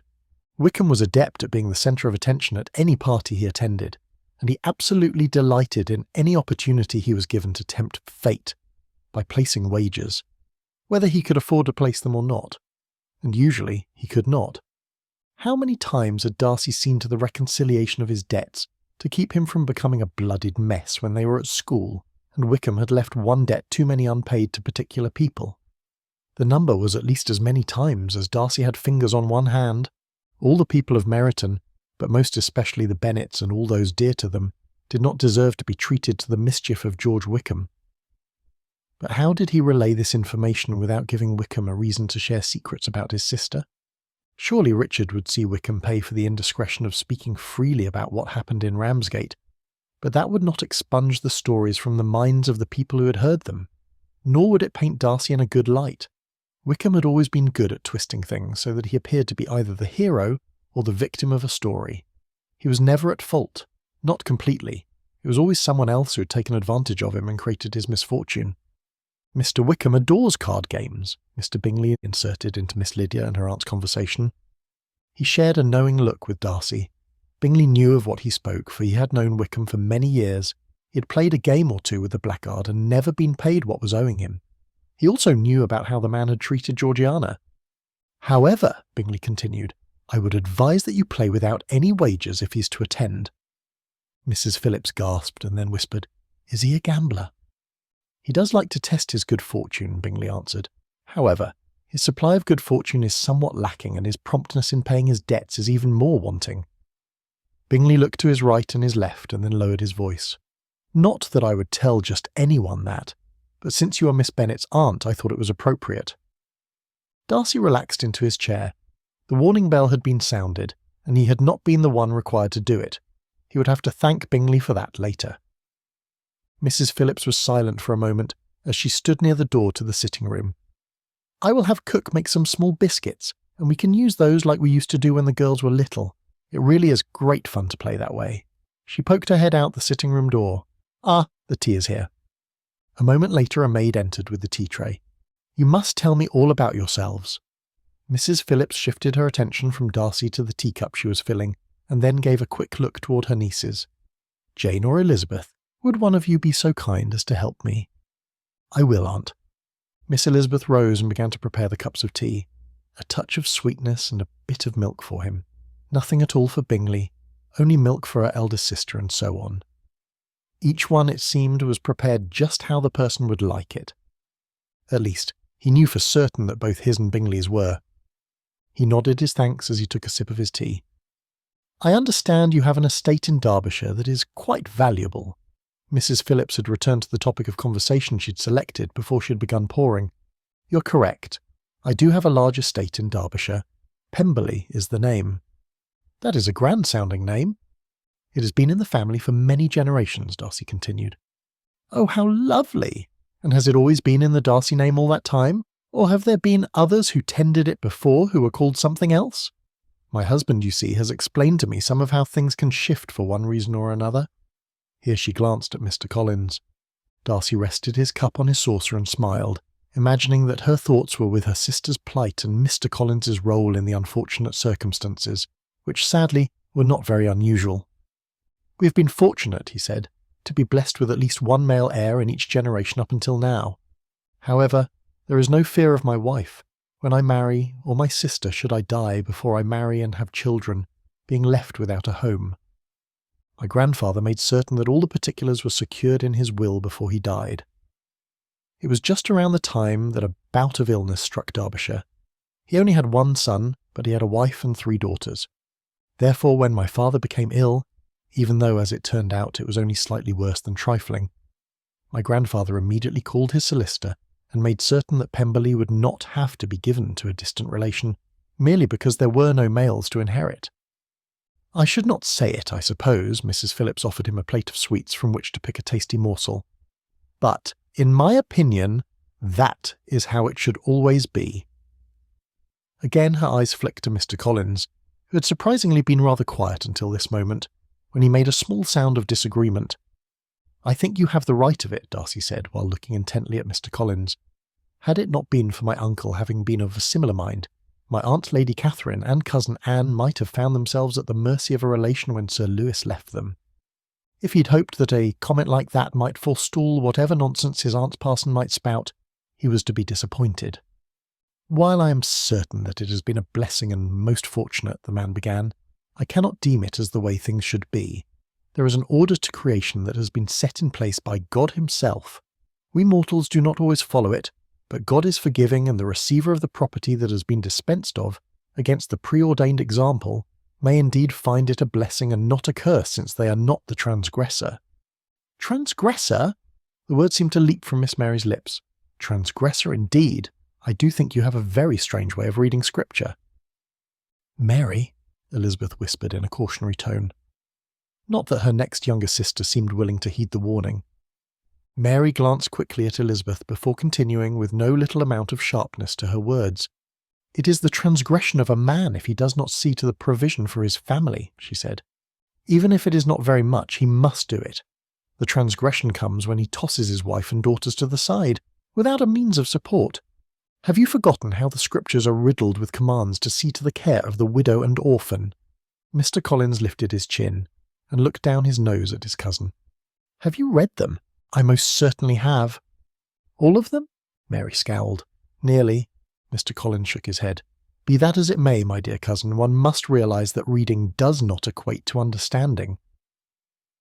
"Are you truly saying that Miss Mary is lacking understanding?" Darcy asked in shock. "I am not saying that directly, but—" "Then you are a fool," Darcy interrupted his attempted explanation, causing the man's eyes to grow wide in surprise. "From everything that I've seen of Miss Mary since arriving in Hertfordshire, which, I will remind you, was much earlier than your arrival, I would deem her to be a lady of sense and capable of understanding what she reads. Or in the case that she does not, I'm certain she's in possession of the ability to seek out help." He looked to Elizabeth. "I'm not wrong in this assessment, am I?" "No, not at all," she replied. "Our education might not be what some would deem classical, but I assure you that it has not been wanting, at least, not very." Darcy smiled at her and then turned his attention back to Mr. Collins. "It is faulty thinking such as you possess, sir, that often leads to women being placed in tenuous situations. Does Lady Catherine know that you hold females in such low esteem?" "I do not hold them in low esteem. I hold them where they were placed." He lifted his hand high in the air. "God." He lowered it a bit. "Man." He lowered it some more. "Woman." He once again lifted his chin. "When anyone deems to lift another from their place to one that is higher, then they transgress. A male should be found to inherit." Darcy only just kept himself from rolling his eyes at the man's ignorance and pomposity. "You are wrong." "There is a story," Miss Kitty said. Her forehead was furrowed deep with thought. "I will have to ask Papa where it is, but I remember him reading it from the Bible to me when I was about 10, and had asked about what inheritance meant. It had 5 daughters in it." She smiled at her sisters. "I remember it because that was just like us." She turned to Darcy. "They inherited their father's land because God said they should. I am sorry that I do not remember more than that." "Do you know which story that is, Mr. Collins?" Bingley asked. Finally, the arrogant parson looked unsure of himself as he muttered that he did not. At least, he did not claim that his cousin had made it up. "Are you sure it was from the Bible?" Darcy groaned. The man was going to insinuate that his cousin was not being truthful. This fellow was as bad as Wickham for casting shadow on anyone who did not agree with him. "Oh yes," Kitty cried, "I know what the Bible looks like." "But you did not read it for yourself, did you?" Mr. Collins asked. "No. Papa asked Lydia to read it because she was not paying attention. He often did that," she explained to Darcy. "That is a very good way to do things," Darcy assured her. "Was Miss Lydia a good reader?" Mr. Collins was still pursuing his quest to prove himself superior, was he? "It matters not," Darcy barked. "Mr. Bennet is perfectly capable of assisting his daughter to read if she struggles. I find it, sir, to be insupportable that you continue down this line of thought designed to humiliate your cousins and, by extension, cast aspersions on all members of their sex, as well as my grandfather and Lady Catherine's husband. I am not certain how you came to hold your current living, but I am not altogether convinced that you should continue to hold it. A warning will be written to my aunt that your understanding of some matters might not be as they should be." "I say, it is not so dire as that," Mr. Collins cried. "I am certain that I have the right of it."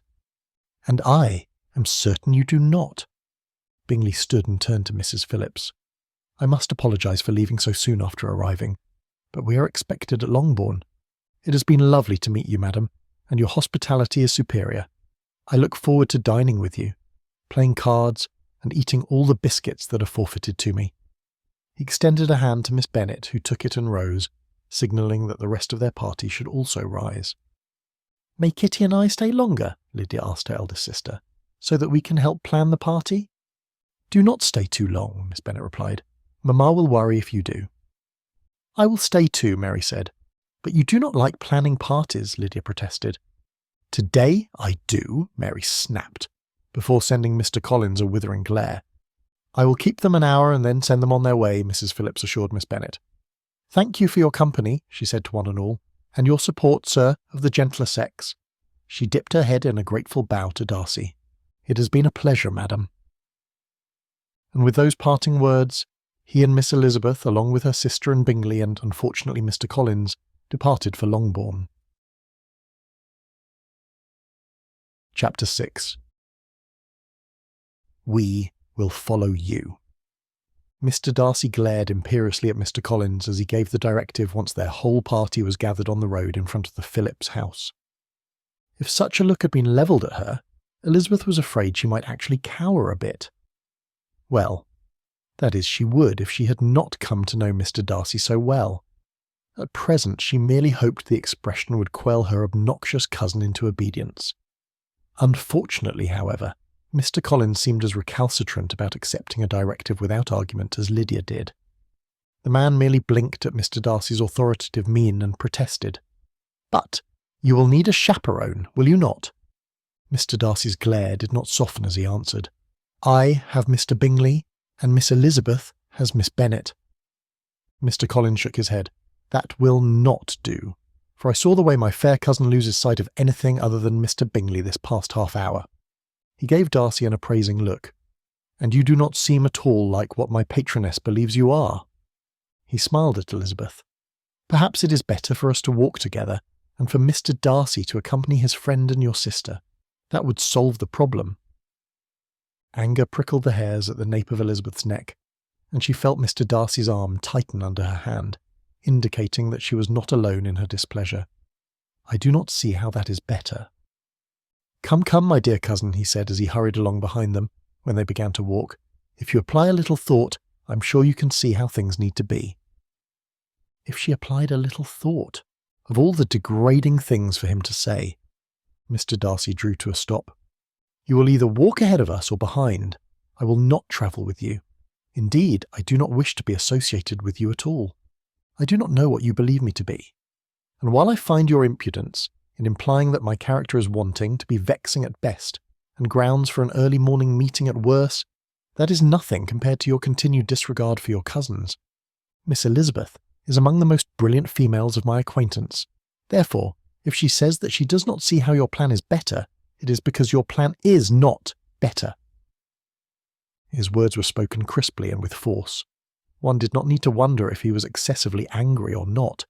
Though the volume of his voice did not rise at all, it still reverberated with fury.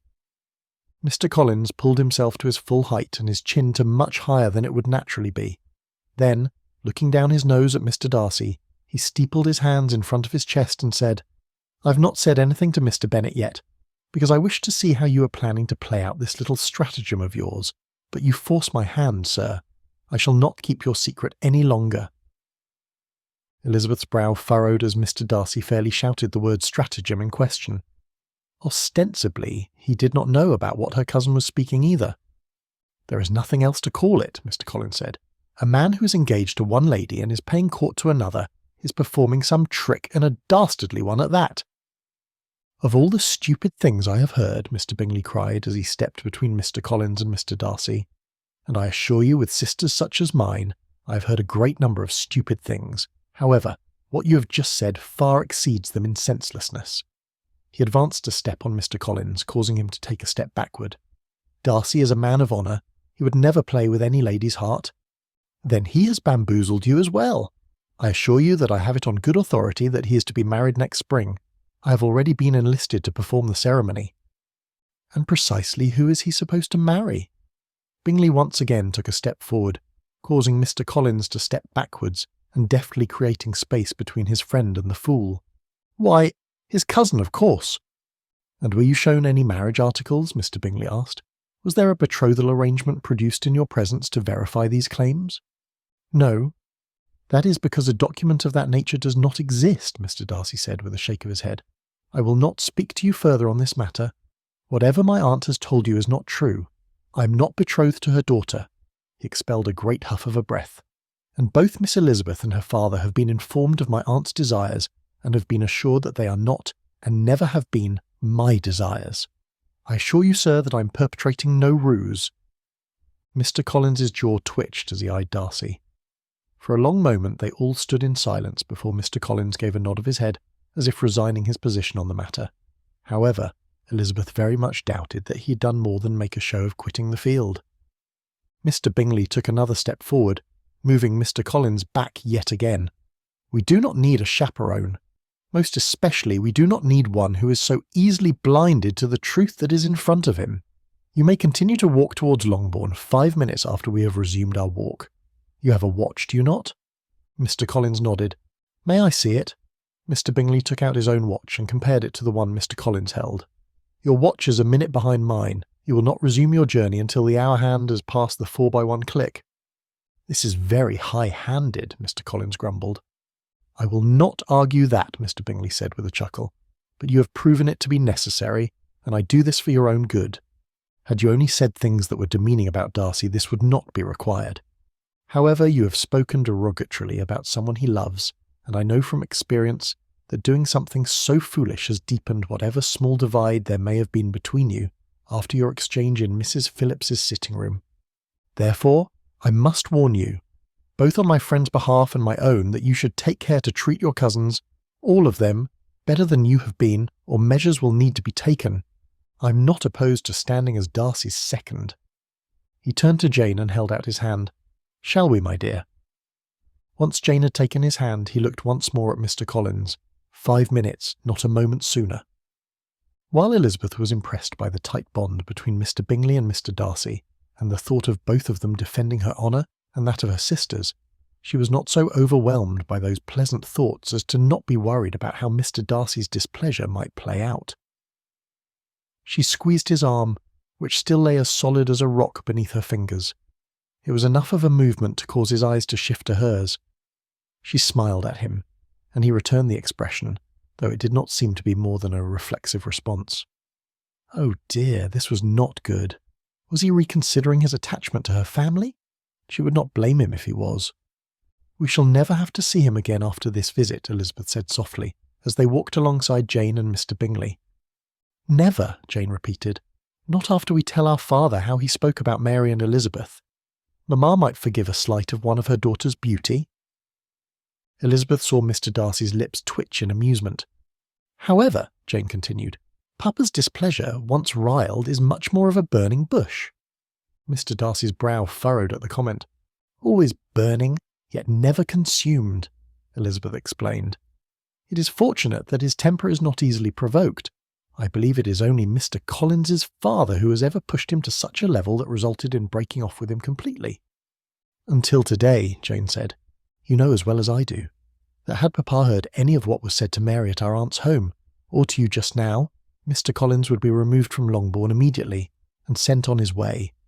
The only thing that might keep our father from ousting the man is knowing that Mamma would likely bear the brunt of the retaliation for his actions. Never. Mr. Darcy's voice and features were firm. Your mother will be well provided for. She will not be left to the mercy of that fool. A sigh of relief escaped from Elizabeth of its own accord. Does that mean that you still intend to marry me in the future?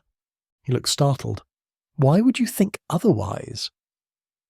You said you did not want to be associated with Mr. Collins.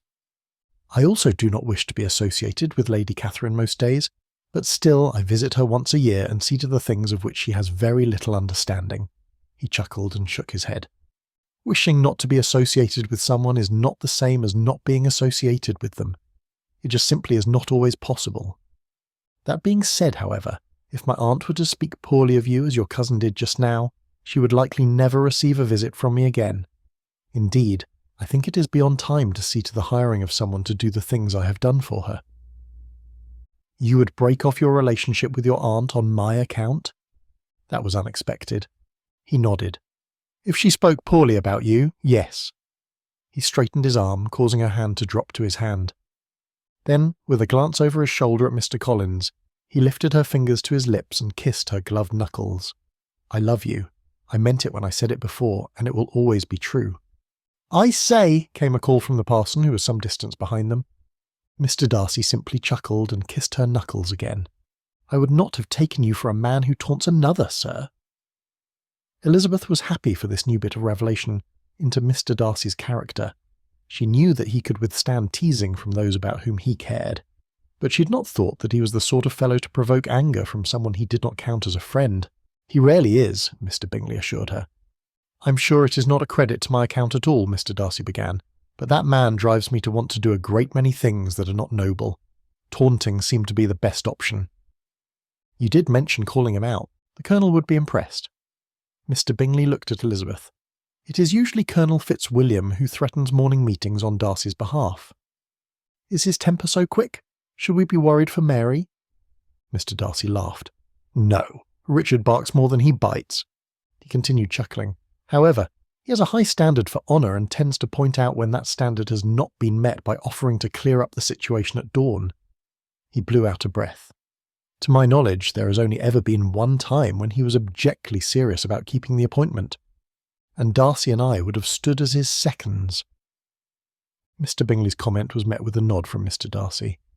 "It must have been something rather dreadful," Jane said. "It was." Mr. Bingley cast a glance at Mr. Darcy, who once again nodded. "The fellow to provoke such a response was Mr. Wickham," Mr. Bingley continued. "Truly?" Elizabeth cried. "Was it related to his penchant for playing cards?" "No, but it was a play to win ill-gotten gain." Mr. Bingley shared a pointed look with his friend. "You likely noticed how Mr. Wickham and I greeted one another," Mr. Darcy said. "I did. Did he do something to harm you?" To Elizabeth's horror, Mr. Darcy replied for a third time with a nod. "He attempted to steal my sister from me." Both Elizabeth and Jane gasped. There really could be no other response to such a shocking statement. He played at being in love with her and had persuaded her to elope with him. "Providentially, I arrived before the scheme could be carried out." He shook his head. "She was devastated to discover that all he loved about her was her money. That is why she's been melancholy as of late." The comments and expressions from the earlier meeting between Mr. Darcy and Mr. Wickham made perfect sense to Elizabeth now, and it presented her with a new concern. "Miss Darcy should not come to Netherfield," she said, putting her worry into words. "I'm afraid it is too late to stop her arrival," Mr. Darcy countered. "I had a message this morning from Richard that he was arriving tonight." "Oh dear," Jane cried. "Whatever shall we do?"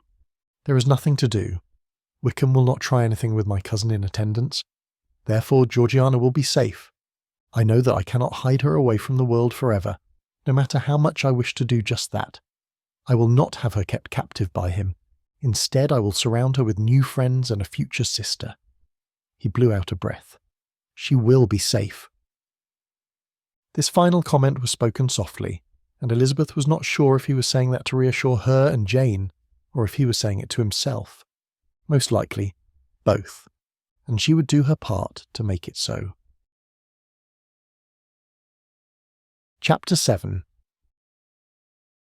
Darcy heard the carriage, which he knew carried his cousin and sister, clattering up the drive and drawing to a stop in front of Netherfield as he sat in the drawing-room with a book in his lap and his eyes closed. What a day it had been! His nerves were positively frayed, what with, first, Wickham appearing, and then Mr. Collins spouting his foolishness. Miss Bennet had not been wrong in her assessment of her father's reaction to hearing how Mr. Collins had talked about his daughters. In truth, it had only been the knowledge that he might cause trouble for the Bennet ladies which had kept Mr. Bennet from demanding that the man depart from Longbourn immediately.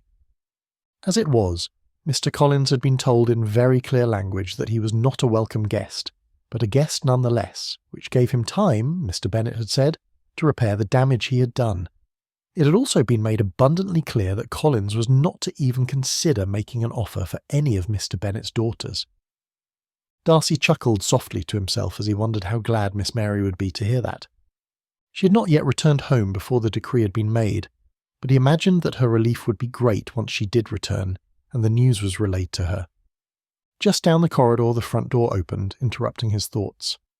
"Colonel Fitzwilliam and Miss Darcy to see Mr. Darcy," he heard his cousin say.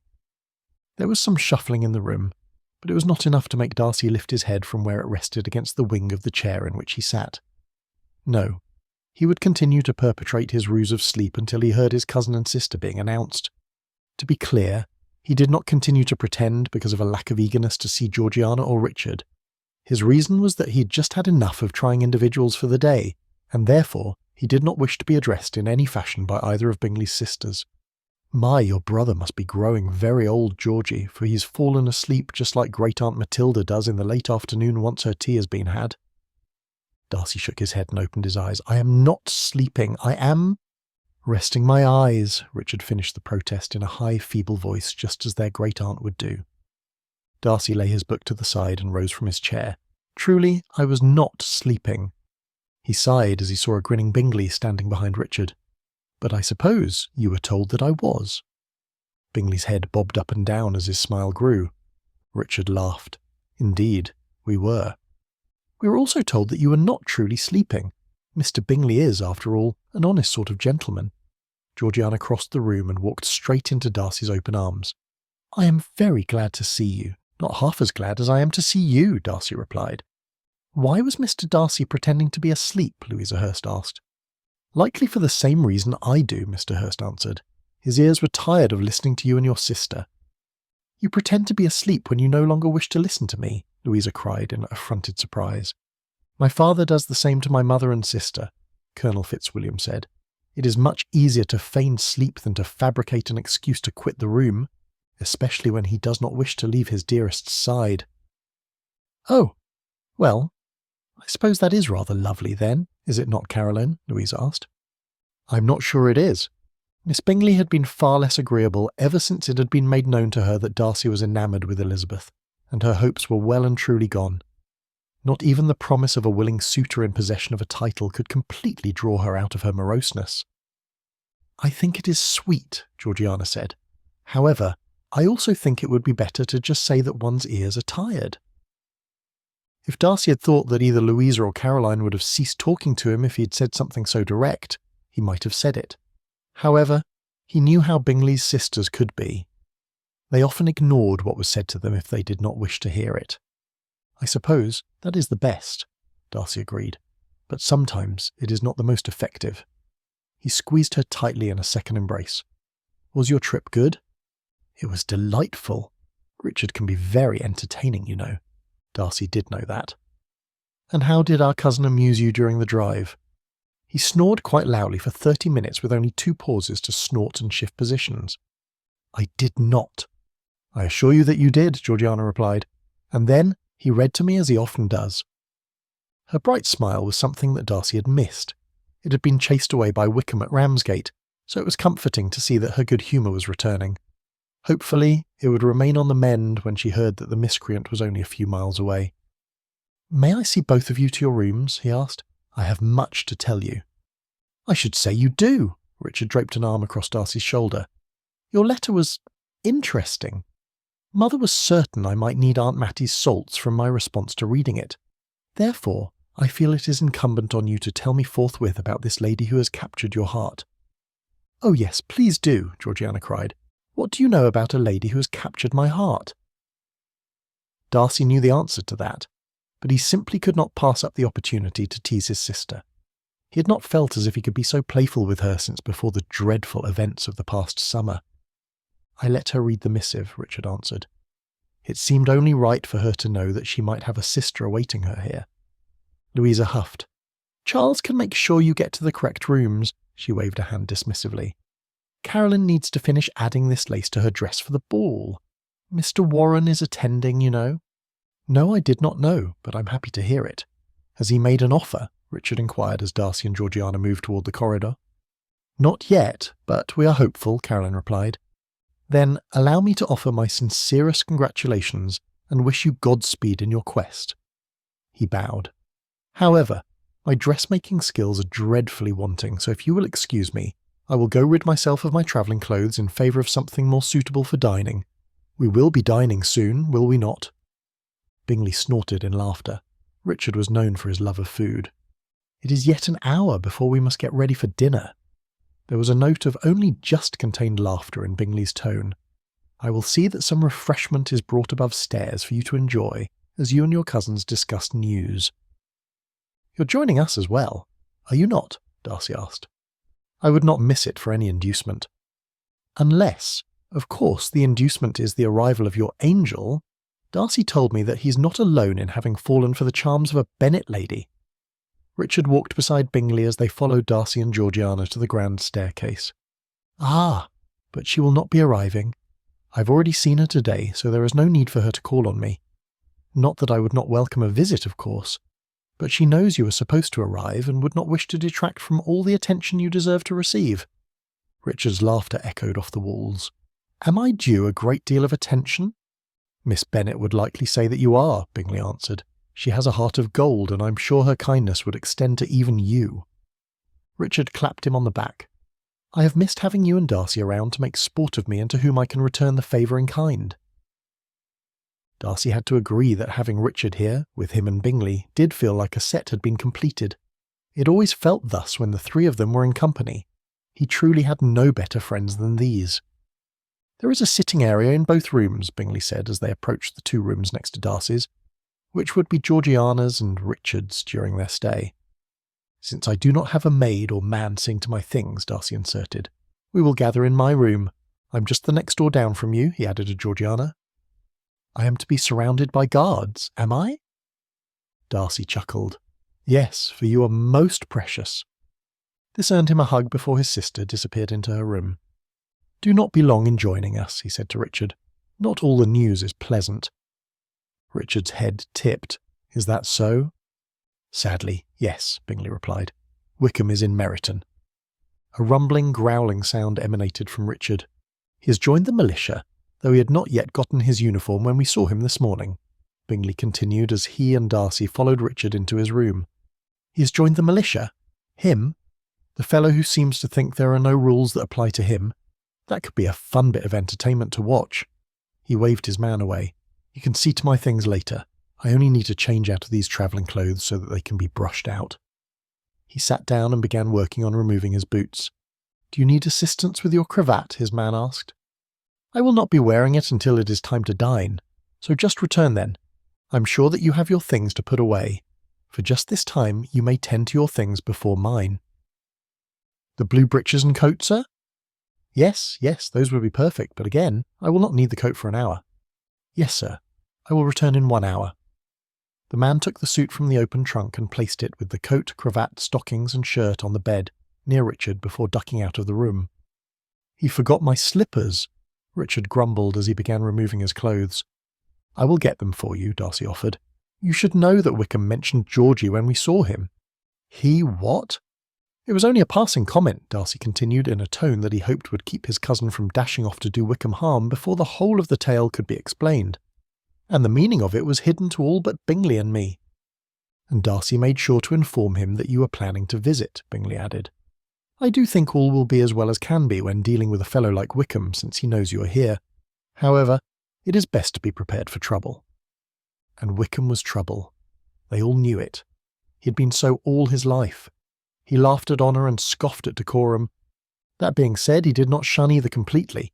He retained just enough of each to construct a convincing facade of charm and elegance. Had his ability to place a winning wager ever been as abundant as his ability to play a part, he would likely be the wealthiest man in England by now. Unfortunately, Wickham is not the only bit of unpleasantness, Darcy said as he placed Richard's shoes near his feet. The man was not slow in dressing, for he was nearly finished in the time it took to fetch his footwear. Of course, he would need a minute or two to straighten the clothes he had discarded in a heap on the bed, before they could move to Darcy's room to meet with Georgiana. Our aunt has a new parson, Darcy continued. He happens to be a distant cousin to the Bennets, and the daftest fool I have ever had the misfortune of meeting. Your assistance will be needed where he is concerned." "Indeed?" The question was filled with curiosity. He has been told not to even consider making an offer for one of Mr. Bennet's daughters, but he is not astute. Richard held up a hand. "No, absolutely not." "I have not even finished my request," Darcy protested. "Unless you are going to ask me to dispatch the fellow, the answer is no." "You would leave innocent ladies unprotected, would you?" Bingley inserted, earning him a glower. "They have a father for that purpose, as well as you and Darcy." "But Miss Mary—" Darcy attempted again to make his request, only to be cut off. "No," Richard repeated. "I do not wish to play with fire." He gave Darcy a pointed look. "You know what happened when my brother tried to avoid my mother's attempts to match him. He ended up married to the lady who was helping him avoid mother." "And happily so," Darcy protested. "I do not think I have seen a better match." He hurried behind his cousin, who was already at the door. "No, I'm not going to do it." "Would it help persuade you to consider the plan if I told you that she is not keen to be matched with you?" Bingley asked, as they traversed the short distance from Richard's room to Darcy's. Richard drew to a stop. "She's not interested in me." He shook his head. "She has not even met me." "And you have not met her," Bingley countered. "He has a point," Darcy agreed. "How can you refuse her without meeting her? She has refused me without so much as a how do you do. I do not see why I need to give her any more attention than she has given me." "Who does Richard not want to meet?" Georgiana asked as she joined them. "Miss Mary Bennet," Bingley said. "She's a lovely girl in a plain and outspoken sort of fashion." "How can she be both lovely and plain?" Richard asked as they entered Darcy's room. "I think the only bit of lace she owns is the one she purchased today to spite her cousin." Elizabeth had told Darcy about Mary's extreme dislike for Mr. Collins. "So then, the plain part is only in regard to her wardrobe." For a fellow who was not interested in being matched, Richard sure was curious about the lady with whom he did not wish to be paired. "No, not completely." Bingley took a seat in Darcy's sitting room. "She pales in comparison to Miss Bennet, but she's not wanting in handsomeness. She just does not have great heaps of it." "The beauty of a lady's face is not as important as the beauty of her heart," Georgiana said. "Now, if we could speak about Miss Mary's heart, I think that would be better. I assume it is not plain." Darcy chuckled. "You are correct, of course. I think that Miss Mary's heart holds some beauty, though I have not known her long enough to discover it. We would not want to damage that beauty by playing with her affections." Georgiana gave each of them a look that would make the sternest governess proud. "We would never do that," Bingley cried. "We were merely suggesting a mutual arrangement where Richard and Miss Mary spent time together, so that she would not have to be put upon by Mr. Collins." "Does Miss Mary know about this, then?" Georgiana asked. "No, not yet," Bingley answered. "We thought it best to present the idea to Richard first." "But Richard is not amenable to the scheme," Richard said.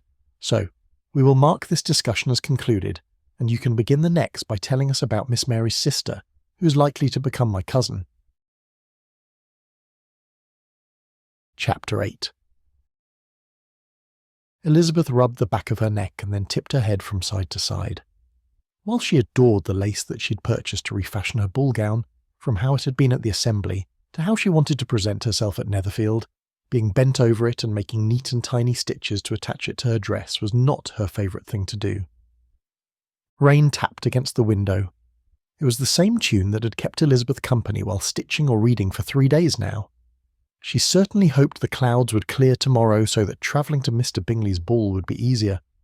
As it was, she and her sisters would need to exercise caution when entering and exiting the carriage, or their hems would be covered in mud. The right side of her mouth tipped up into a wry smile as she looked out the window.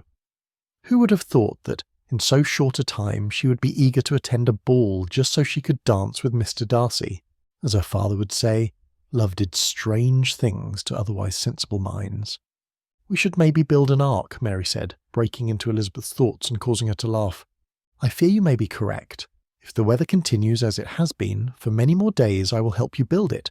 But for now, I think, or at least, I hope, we will not be washed away completely. How is your dress coming along?" "I finished it." Mary held up the upper portion to show Elizabeth. There was a delicate piece of lace stitched into the bodice where she would normally tuck a fichu. "Do you think it will draw too much attention?" she asked. "I mean, It is not really so different from how I usually wear things, but it is attached and therefore seems to be placed just for effect." She pulled her lower lip between her teeth while the expression in her eyes begged for reassurance. "I think it looks lovely," Jane said, "and you will not have to worry about it shifting when you dance." "I do not know why you insist on covering yourself up as you do," Lydia inserted. "I get so warm when dancing. I'm sure I would need a cup of punch after every set if I dressed as you do." Mary's dress had longer sleeves than most ball gowns. That was how she preferred them, and her décolletage was always covered. Always. Her collarbones were as much as she would allow to be revealed by a neckline on any dress, unless, of course, she was only in company with her sisters. "I just do not like being looked at that way," Mary muttered. "You should get used to it, for it is the only way to get a husband," Lydia said. "You must make yourself desirable." "And bearing one's body is the only way to do that," Mary returned. "Not the whole thing," Lydia cried, "just a hint here and there." Mary scowled and shook her head. "I would rather be desired for myself and not my looks. That is the best I can hope for at any rate, since I am the least pretty among us." "I do not see you that way," Kitty said. "You do not?" Lydia's question was suffused with disbelief. "She is not so lovely as Jane." Elizabeth was surprised that there was not an "or me" added to the statement. Lydia was not backwards in putting herself forward in any area where she thought she excelled. Kitty seemed to be undaunted by her younger sister's comments, and after a moment of looking through her basket of trims, held up 4 ribbons. "Which is prettiest?" "Oh, the red one," Lydia answered to nobody's astonishment, for they all knew that red was one of her favourite colours, and it suited her, not just because it complemented her colouring, but also because it was bold, just as she was. "I think the green one is prettiest," Jane said. Jane's preference for green also made sense, since it was a happy colour that promised good things and pleasant summer days ahead when it first appeared each spring. It was also a colour that did not run and hide completely when the depths of winter with its dark shadows appeared. It was bright and full of promise as well as sturdy and strong. Again, that seemed fitting to Jane's personality. "I like the purple," Elizabeth said. It was regal and enchanting. Elizabeth was not sure what that said about her. "And I prefer the blue," Kitty said with a shrug. "They're all pretty, and yet not one of them is preferred by all of us. And if I were to wear the red ribbon with the wrong dress, it would not look as pretty as it does with the right dress. It is the same with people." Elizabeth pressed her lips together to close her mouth, which had dropped open the tiniest bit at Kitty's words. She had not thought that her second younger sister possessed such deep thoughts. "I have been thinking," Kitty whispered, "that I would love to be as tall and dignified as Miss Darcy. She carries herself as I imagine a princess might. I know, it is silly." "It is not silly," Jane said. "She's very graceful." "And she seems quite well accomplished," Mary said with a sigh. "I'm sure she plays the piano much better than I do, and I was hoping to play the piece I've been practicing at the ball." She shook her head. "Now, I will not, for I'm sure I would look like quite the fool if I did." "Is it only Miss Darcy who you fear looking bad in front of?" Lydia teased. Mary's cheeks grew rosy. "Perhaps not, but I'm nearly certain she's the only one who could outshine me on the piano." Mary was technically good when it came to playing. Rarely did she hit a wrong note, but she managed to infuse emotion into a piece even less often. "Perhaps Miss Bingley could," Lydia replied. "Do you fear looking unaccomplished in front of her? She's not a new addition to our acquaintances, so I dare say you do not. Therefore, I think the real reason you will not perform is because of the Colonel."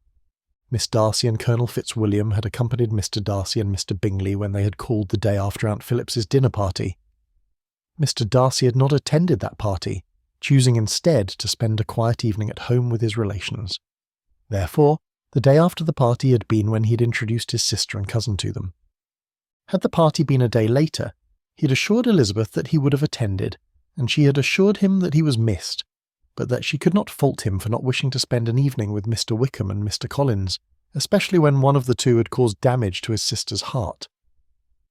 Of course, she had not said that last part out loud.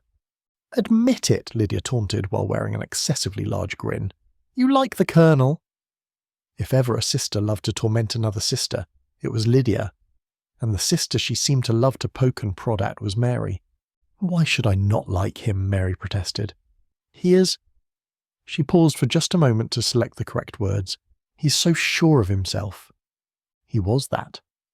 While he was not so tall and handsome as his cousin, his carriage made up for the small shortfall, for he carried himself as someone who demanded to be admired and given respect.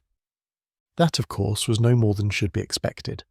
After all, he was a colonel and the son of an earl, and truth be told, it was not all that much different from how Mr. Darcy carried himself, though the colonel did seem to be more at ease with his position, and that comfort flowed from him in pleasant and easy conversation. "It is not that you should not like him," Lydia retorted. "It is that you never like anyone." "Or maybe it is just that she never reveals that she likes anyone," Kitty amended, before Mary could respond. "It is not wrong to be guarded, and I think that Miss Darcy would be circumspect about such a thing." Elizabeth sighed. "Miss Darcy is just a young lady like you."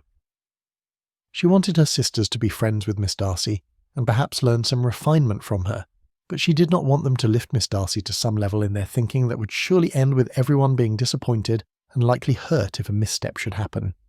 "No, she is not," Kitty cried. "She's been to school and has Mrs. Annesley to teach her.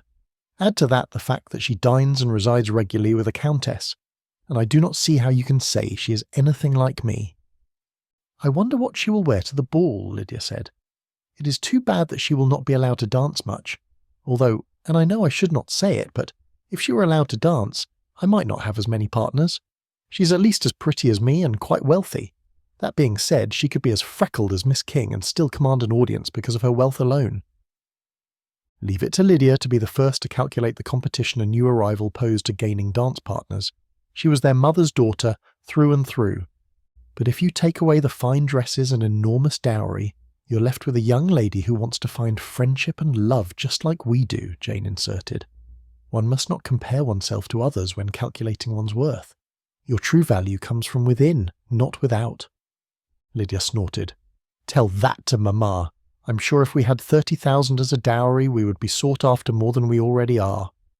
She lifted a shoulder and let it drop. "That is why I must use what I have to catch a husband, and Mary should too." Jane, who was sitting nearest to Lydia, put down her work and grasped Lydia's hands. "What you have, my dear sister, is a precious heart that should not be given away to just anyone who is tempted by your physical beauty. You're as valuable as any lady with a fortune to their name. I've always thought it true of all of us, and have always held myself to such a standard. In fact, I would not allow Mr. Bingley to call on me now if I did not fully love him and know that he returns my affection. It would not matter to me that he's wealthy. I swear it." Lydia rolled her eyes. "I dare say it was not your heart that captured his attention at the assembly. We all know it was your beauty that snared him, and your heart merely keeps him." "I am not sure I agree," Elizabeth inserted, "for I do not think that Jane would be as captivatingly beautiful as she is if her heart were less good. You can see her kindness in her smile and eyes. I'm certain that she could have been wearing any old day dress, and still been the most gorgeous creature in attendance." "Lizzie, really?" Jane cried. "It is true," Kitty said. "Your beauty cannot be hidden." "And mine needs all the help it can get," Mary muttered as she studied her gown. "So I guess that means a bit of lace in a place that seems to be drawing attention is needed." Her nose scrunched up before she huffed. "How do I attach some lace to my personality?" Elizabeth laughed. "Your personality does not need lace to make it attractive. However, perhaps the edges and corners could use a touch of softening now and then. But I adore how strongly you hold to your beliefs. I dare say I have never seen you waver." And that likely explained why the Colonel had caught Mary's eye. He was the embodiment of confidence and decision. "Does that mean that I'm not without hope?" Mary asked. "No, you are not." It seemed, perhaps, that the Colonel had done more than captured Mary's eye. Maybe she should mention it to Mr. Darcy and discover if there was any hope of Mary's affections being returned. Not that Elizabeth ever wanted it to happen, but Jane, Lydia, Kitty, they could weather a disappointment. Mary, for all her blustering and sermonising, might not be able to come through such a thing as well as her sisters would. It would likely cement forever in Mary's mind that compared to her sisters, she was truly the least worthy of love. "I can say nice things about you to the Colonel when he dances with me." Lydia's eyes sparkled with amusement. "No, I do not want to be pushed at any gentleman." Mary's glare was dangerously serious. However, they all knew that the effect would be lost on Lydia, for that girl often laughed in the face of danger. "Well then, my dear sister, you should have been born to a different mother," Jane said, causing them all to laugh. Chapter 9. Outside Netherfield, torches and lanterns lit the driveway and entrance. Inside, hearths were laid with logs and candles, and lamps of all sorts gave a bright and welcoming glow to the rooms that would be visited by Bingley's neighbours tonight. All was ready, and spectacularly so. Carriages would soon start to arrive, and the festivities of the night would begin in earnest. Darcy stood at the window in the well-lit drawing-room, watching the far end of the driveway.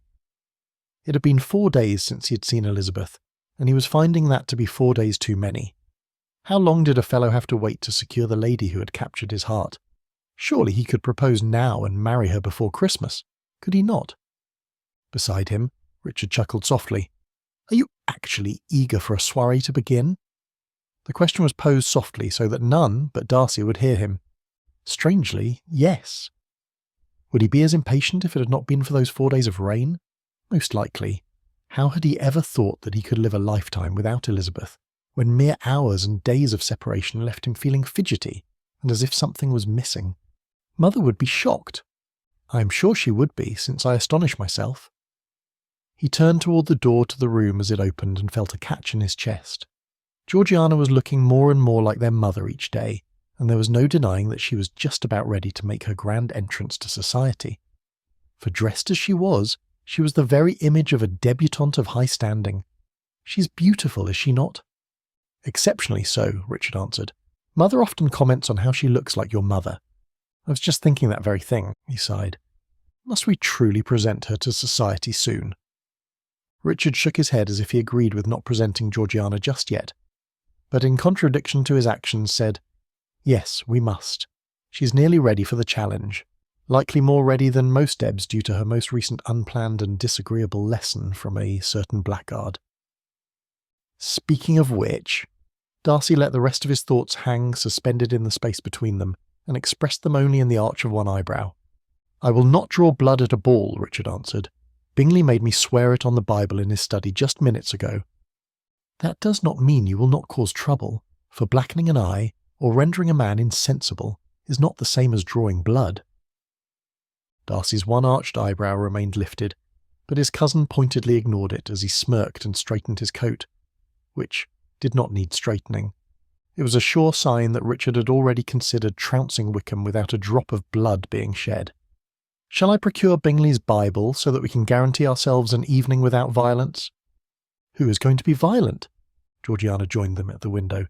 "It is not my best-loved cousin in all the world." "Is it?" She fluttered her lashes at Richard.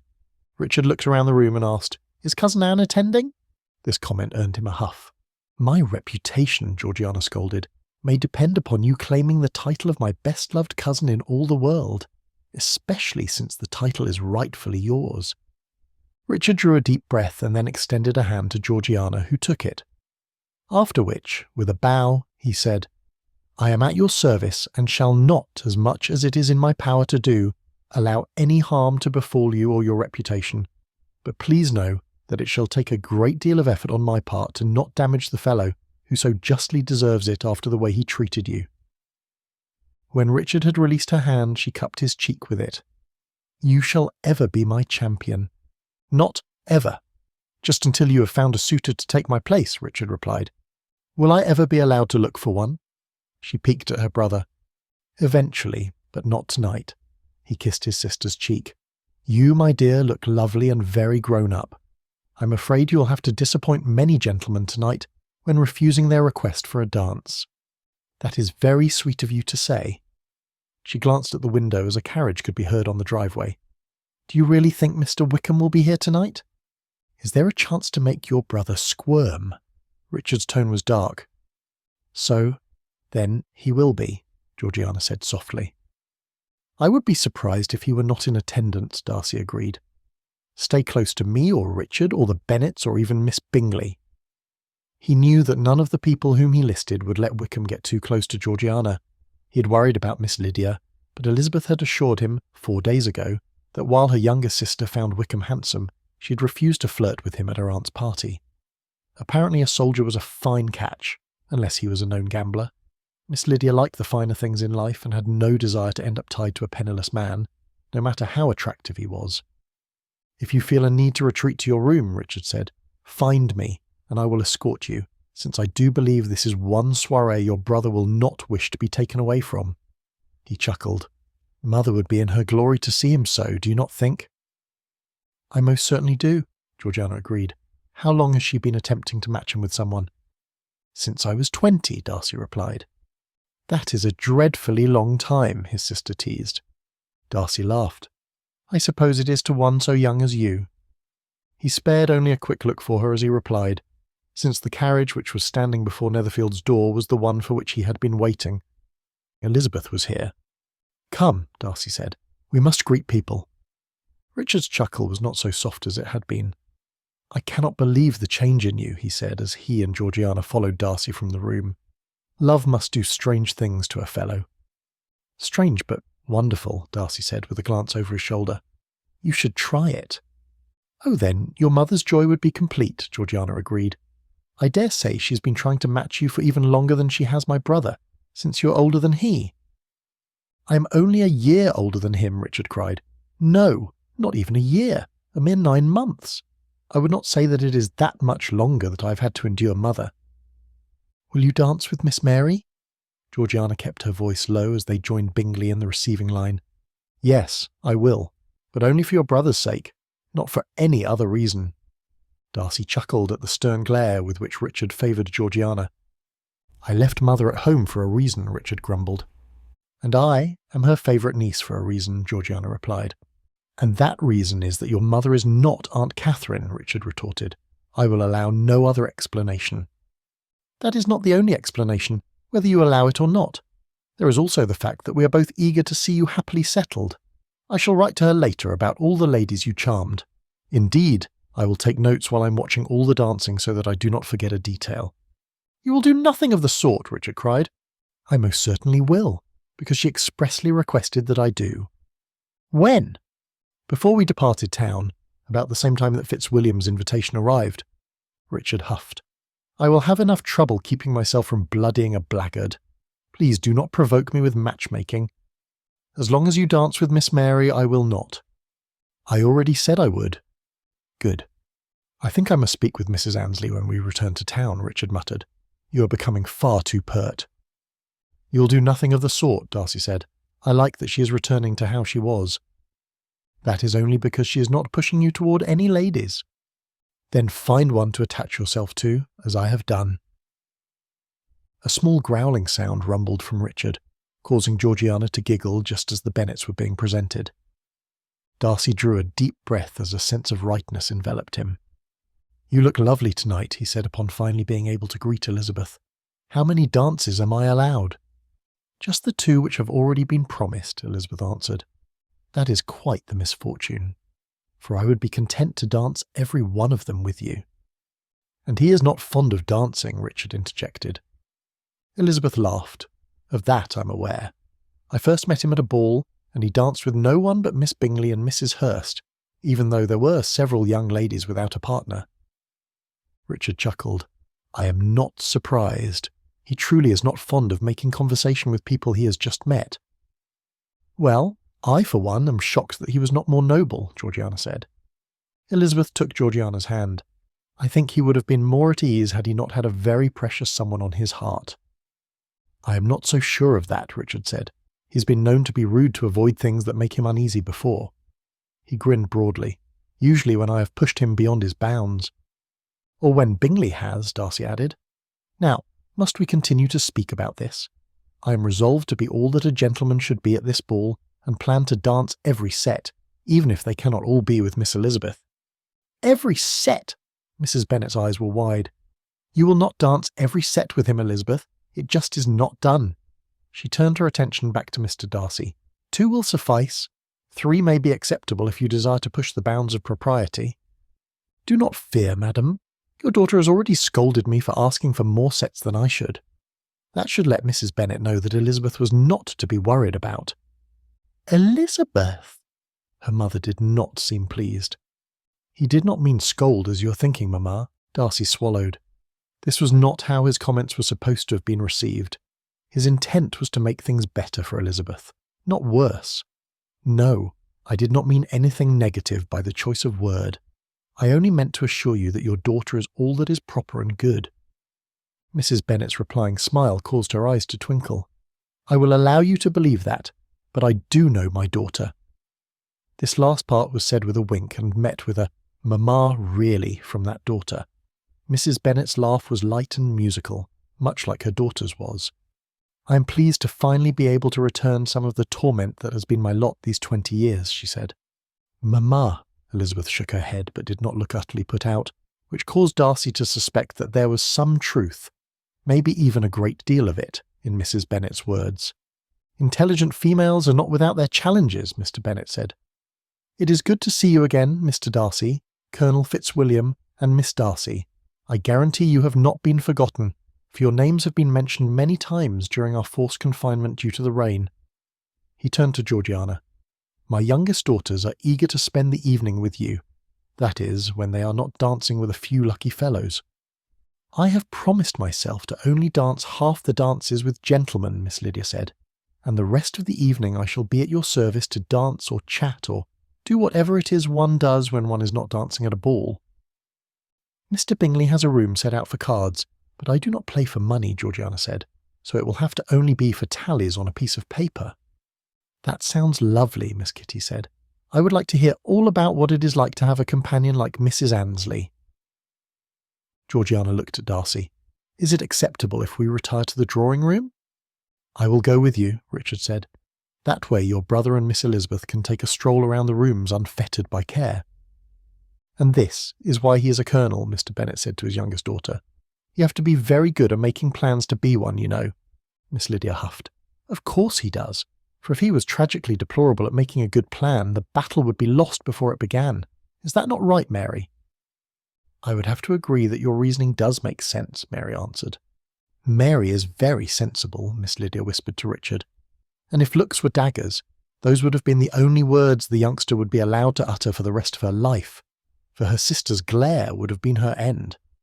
To Darcy it seemed that Georgiana was not the only one with matchmaking ideas for Richard and Miss Mary. It also appeared that Miss Mary was just as reluctant to be a participant as Richard was. It is good that some women are sensible, Richard replied. She is also very clever and can formulate excellent plans, but she does not care to hear about fashion, so if we begin speaking about that, do you think you could perhaps discuss the best way to execute a plan with her? Miss Lydia asked. Richard looked befuddled and cast a wary look at Darcy. I suppose I could, but only if Miss Mary wishes to discuss such a topic. Does she have a plan that needs to be carried out and is not sure how to do it? Oh, I do not know, Miss Lydia answered. I thought you could imagine a plan and debate the best way to see it to success. Richard nodded as he followed Miss Lydia and Miss Kitty, who had each claimed one of Georgiana's arms. I see, he said. Richard, Georgiana said with a tip of her hat towards Miss Mary. Ah, yes. I seem to have forgotten my manners in the figuring out of plans and stratagems, he said as he offered his arm to Miss Mary.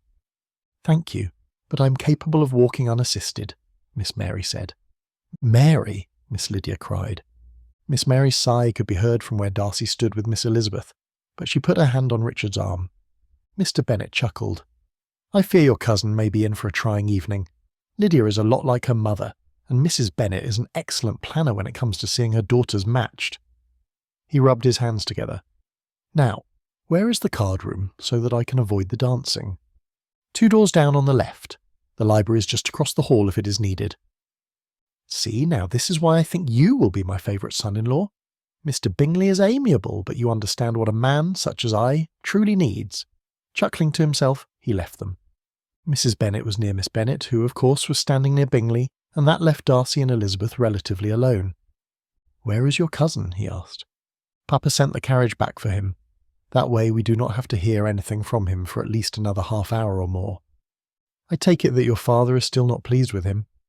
No, not at all. Do you wish to take a walk? It would be better to converse away from the guests who were entering. I do. I adore seeing all the preparations before they are spoiled in any way by the busyness of the evening. Then allow me to see that your desire is fulfilled. He held his arm out to her, and once she tucked her hand in the crook of his elbow, They set off to admire the work that Miss Bingley and Netherfield's staff had put into the evening soiree. Chapter 10. Before Mr. Darcy could do more than step towards the ballroom with Elizabeth, a gust of foul wind entered Netherfield. Elizabeth snapped her mouth closed as she took in the sight of the unpleasantness. How had Mr. Collins arrived so soon? The carriage had only just left Netherfield. "Mr. Collins," Elizabeth's mother cried, "your boots will make a horrible mess of the floors." She was not wrong. Though his boots did look as if they had been somewhat cleaned before entering, they still carried a fair bit of mud. "Have you been prancing through the puddles?" she added. A scene was about to be made. Elizabeth knew it to her very core. "I do not prance, madam," Mr. Collins motioned to a footman. "I require a chair be brought hither, and some help in removing these boots. I have my clean shoes here." He lifted a small bag as he returned to the conversation with Mrs. Bennet. "I thought it a terrible waste of time and energy for the carriage to travel to Longbourn to get me." He continued to talk as a chair was moved nearer the door. "So I took it upon myself to walk. I'm not unused to the exercise. I'm actually quite good at it. Lady Catherine often comments on how quickly I can traverse the distance from the parsonage to Rosings." He sat down, stuck both feet straight out in front of him, and motioned to the footman to remove his boots. "Rest assured, Mr. Bingley, I shall still be able to dance every set. I may not appear to be so, but I am very fond of activity. One must balance one's time spent in studying with other pursuits, you see. I do love to garden." Here he looked toward the door as one foot was freed from a boot and the footman moved to attend to the other. "I would venture to guess, Mr. Bingley, that your garden is spectacular when in bloom. All good gardens of fine houses are. I've heard tell of Mr. Darcy's fine garden at Pemberley. Mr. Borg showed me a sketch of it. I think she had hoped it would be hers." He sighed. "But hopes and dreams—" Again he sighed, and this time added a shake of his head to illustrate his clear disappointment. Once the second boot was removed, he wiggled his toes before lowering his legs and slipping his feet into his shoes. Elizabeth felt Darcy's arm tense under her fingers as Mr. Wickham and 3 other officers entered. "Dashed wishes are terribly hard to bear with any sort of equanimity," Mr. Collins said, as he stood and adjusted his clothing, while the footman hurried away with his boots and coat. "You must indeed be a parson, for you most certainly speak the truth." Mr. Wickham looked directly at Mr. Darcy as he said it. Though he wore a smile, there was no mistaking the challenging look in his eyes. "We should likely take that turn of the rooms," Elizabeth said. There was nothing further that she needed to witness here. No matter what her curiosity said, it was much more imperative that Mr. Darcy be extracted from this scene than her curiosity be assuaged. "Perhaps we should start with the drawing-room." It might be best to warn the Colonel and Miss Darcy that Mr. Wickham had indeed arrived. "Yes, that might be best," Mr. Darcy murmured as he turned toward the drawing-room. "I have had my own hopes crushed, you know," Elizabeth could hear Mr. Wickham saying. His friends laughed. "It has mostly been of your own doing," one of them said. "He would not mention your sister, would he?" Elizabeth whispered. "Not if he knows what is best for his longevity," Darcy muttered. "However, he will make sure he places jibes when and where he is given opportunity to do so. Only those who are privy to the details of the things to which he is alluding will understand his full meaning." "I'd thought I might be a parson at one point." This was said in a rather loud voice by Mr. Wickham. "Oh, indeed, how delightful," Mr. Collins said. "We positively must have a discussion about the profession. I find I am in want of someone with whom to converse about the holier things in life. Perhaps during one of the dances, over a friendly game of cards, no wagers of course. I do not gamble." Mr. Darcy chuckled. "I believe that Mr. Wickham will be repenting for that comment soon enough," he said in a hushed tone. Elizabeth had to smile at the thought of Mr. Collins droning on, about his profession to a gentleman who only missed the money that a living as a clergyman would afford him. "Perhaps," she whispered, "we could lock them in a room together if things become dire." Mr. Darcy's chuckle grew louder. First, he was eager for the evening to begin, and now he is laughing and enjoying himself at a ball. Colonel Fitzwilliam slapped a hand against his chest as if overcome with surprise. "What has become of your brother, Georgie?" Miss Darcy giggled. "He's fallen in love," she replied in a whisper, causing Elizabeth's cheeks to warm. "I suppose there is no hope for him, then?" The smile the Colonel wore spoke to how happy he was that his cousin was in love. "I am quite surprised he has a hope of securing my sister," Lydia inserted. "She did not even like him until recently. "So I have heard," the Colonel said. "I fear my cousin is more charming than I have ever given him credit for being." "Actually, he is not," Mr. Darcy said. "It was Mr. Bingley who rescued me from myself. If I'd been left to my own devices, I would currently be a grouchy old fool, holed away in his study in London, having lost my dearest friend and the lady I love." What he said did not appear to be shocking to anyone in their group. Elizabeth knew all about how Mr. Darcy had tried to dissuade Mr. Bingley from forming an attachment with Jane, and it seemed that, at least, a portion of the story about how things had resolved themselves during her stay at Netherfield when Jane was ill had been shared with everyone else in the group. He motioned to an empty settee in the conversational grouping of chairs. "Shall we sit for a while?" "I would like that." Elizabeth took her place on the piece of furniture, and then Mr. Darcy sat down next to her. "Mr. Wickham has arrived," he said. "And you are still smiling?" Colonel Fitzwilliam looked from Mr. Darcy to Elizabeth. "You are a greater magician than I had thought. How did you do it?" "Do what?" Elizabeth asked. "You said something, and he laughed when you entered the room." The Colonel's brow was furrowed. "But you must have just seen Wickham before that." He shook his head. "The two do not go together." He blew out a breath. "It is because he has the lady he loves on his arm," Lydia answered before anyone else could. "Perhaps we can find one for you, so that you will not need to deepen that wrinkle between your eyes. A little crease looks distinguished and thoughtful, but if it is too deep, everyone will think you are a gentleman who paces his study over the smallest of concerns." Mr. Darcy chuckled once again. "Yes, Richard, perhaps we could find you a lady." Colonel Fitzwilliam scowled. "I do not need a wife. I have a profession." "Yes, and no man has ever had both a profession and a wife," Mr. Darcy retorted. "That is not what I mean," the Colonel grumbled. Elizabeth sighed. They had left one tenuous situation in the entry hall, only to enter another, if things continued as they were. Tonight was going to be a most trying soirée. "To answer your question, Colonel," she said, "I merely suggested that we lock Mr. Wickham and Mr. Collins in a room together, if things became too difficult, and it instantly lifted Mr. Darcy's mood." Mary gasped and covered her mouth to hide her laughter. "Oh, may we?" Lydia cried. "I can watch for Mr. Collins from the window." She moved to rise. "No, we may not," Elizabeth answered, "and there is no need to watch for Mr. Collins, for he has only just arrived, mere moments before Mr. Wickham." "Already?" Mary asked in shock. "How?" "Apparently he walked," Elizabeth leaned forward, "and did not take care to avoid the puddles, for his boots were in rather poor condition upon arrival. In fact, he had just had them removed so that he could put on his shoes when Mr. Wickham and his friends entered." She glanced at Mr. Darcy and then turned her eyes toward the Colonel. "Twice, during the short time when we were in the entryway with Mr. Wickham, he managed to say something designed to provoke your cousin. Thankfully, Mr. Collins only said one provocative thing." There truly was no way this ball was going to pass without a bit of trouble. She could feel it. It was as destined to happen as the sun was to rise in the morning. Perhaps the idea of locking Mr. Collins in a room with Mr. Wickham was not a bad one. If only it would not draw too much attention to two men who seemed to crave everyone's eyes and ears being turned their direction. It might be worth serious consideration. "We must ignore them," she suggested. "Both of them, as much as we are able. If neither has an audience, then they will be deprived of that which they most wish to have." "That is not a thought without merit, but I'm not sure it will bring the desired outcome." The Colonel drummed his fingers on his knees as his right foot tapped softly. "Wickham will do what he must to gain attention. He always has since he was a boy. We will just have to endure the evening as best we can." "I would rather avoid both of them," Mary said. The Colonel chuckled. "That would be ideal. Not possible, but ideal." One of Mary's eyebrows arched. "You think it is impossible?" "Without a doubt," the Colonel assured her. Mary shrugged.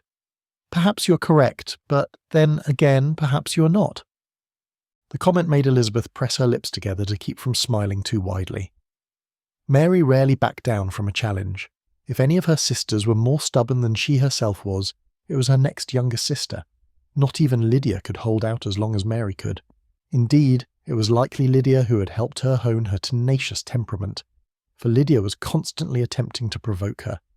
If they were locked in a room— "No," Elizabeth interrupted Lydia's comment. "Forget that I ever said that. But it would work to—" "No," Elizabeth repeated. Do not cause a scene, please." Lydia crossed her arms and huffed. "I do not want to dance with either of them." "Then do not dance with them," Mary said. "Feign a need to refresh yourself or fix a slipper or some such thing." Lydia gasped. "Pretend an untruth." "Do not look at me like that," Mary replied. "It would not be the first time you have done so." "But it is the first time I have heard you suggest that she should," Kitty inserted. "In the face of desperate times, I believe a little pretence might not be so bad as it is at other times, and it will ensure that Mr. Collins will not wish to have you as his wife if he knows that you are given to being untruthful." "I still cannot believe you're suggesting such a thing," Kitty said. Mary just shrugged. "Mr. Collins annoys me. I'm sure I will need to repent for my deeds and attitudes later, but at present I do not feel convicted to do so." She held Kitty's gaze. Again, Elizabeth felt herself sigh. Tonight was certainly going to be entertaining if it did not turn out to be disastrous. "Oh dear," she muttered to herself at that realization. "There is no need to worry. I'm nearly positive that all will be well," Mr. Darcy said as he took her hand. "Shall we continue our walk? You have not yet seen all the decorations." "I suppose we should. Richard will make sure no one gets locked in any rooms or prevaricates beyond sparing a gentleman a refused dance. Will you not?" "Most certainly," the Colonel agreed. "And Georgie," Mr. Darcy continued, "you will attempt to make sure our cousin does not cause a scene?" "I do not need a nursemaid," Richard cried. "I will do what I can," Miss Darcy answered. "And I am not a nursemaid. I am your dearest cousin who wishes to see you enjoy the evening without being bothered by the likes of Mr. Wickham. They do not get along," she explained to Kitty, Mary and Lydia. "They never really have." "Indeed." "We have not," Richard agreed. He tipped his head toward the door. "Go ahead. Enjoy yourselves without fear. The four of us will not cause either of you any embarrassment, unless it absolutely cannot be avoided." "That is not very reassuring," Elizabeth said as she and Mr. Darcy left the group. "I agree, it is not," he said. "However, it is the best that we can expect." Chapter 11. Several hours later, music swirled through the ballroom while couples wove their way through the steps of a dance. From the edge of the room, Darcy watched his sister stand up with Elizabeth's sisters as he enjoyed a cup of flip. Somehow, Wickham had managed to insert himself into his sister's group only moments before the dancing commenced. Richard, with Elizabeth as his partner, had followed suit, and now the two of them, Richard and Wickham, were passing each other as they crossed the line from one side to the other. It was not completed, however, without a pause and exchange in the middle of the pass. You do not have to watch them all night. Bingley had come to stand next to Darcy. Maybe not. But it certainly did feel as if he needed to watch Wickham any time that the blackguard came close to his sister. "Hurst and I can take turns with you," Bingley added. Darcy glanced to his right. Mr. Hurst was standing next to Bingley. Hurst was a friendship that Darcy had never particularly sought, nor had he ever expected it to blossom on its own, as it had. There was very little that they had in common, except for Bingley. But then, not much else was needed because Bingley knew how to glue relationships together, even odd ones. "I say it has been a good ball," Bingley's brother-in-law commented. "Caroline seems happy and well on her way to being settled, and we have not lacked for entertainment.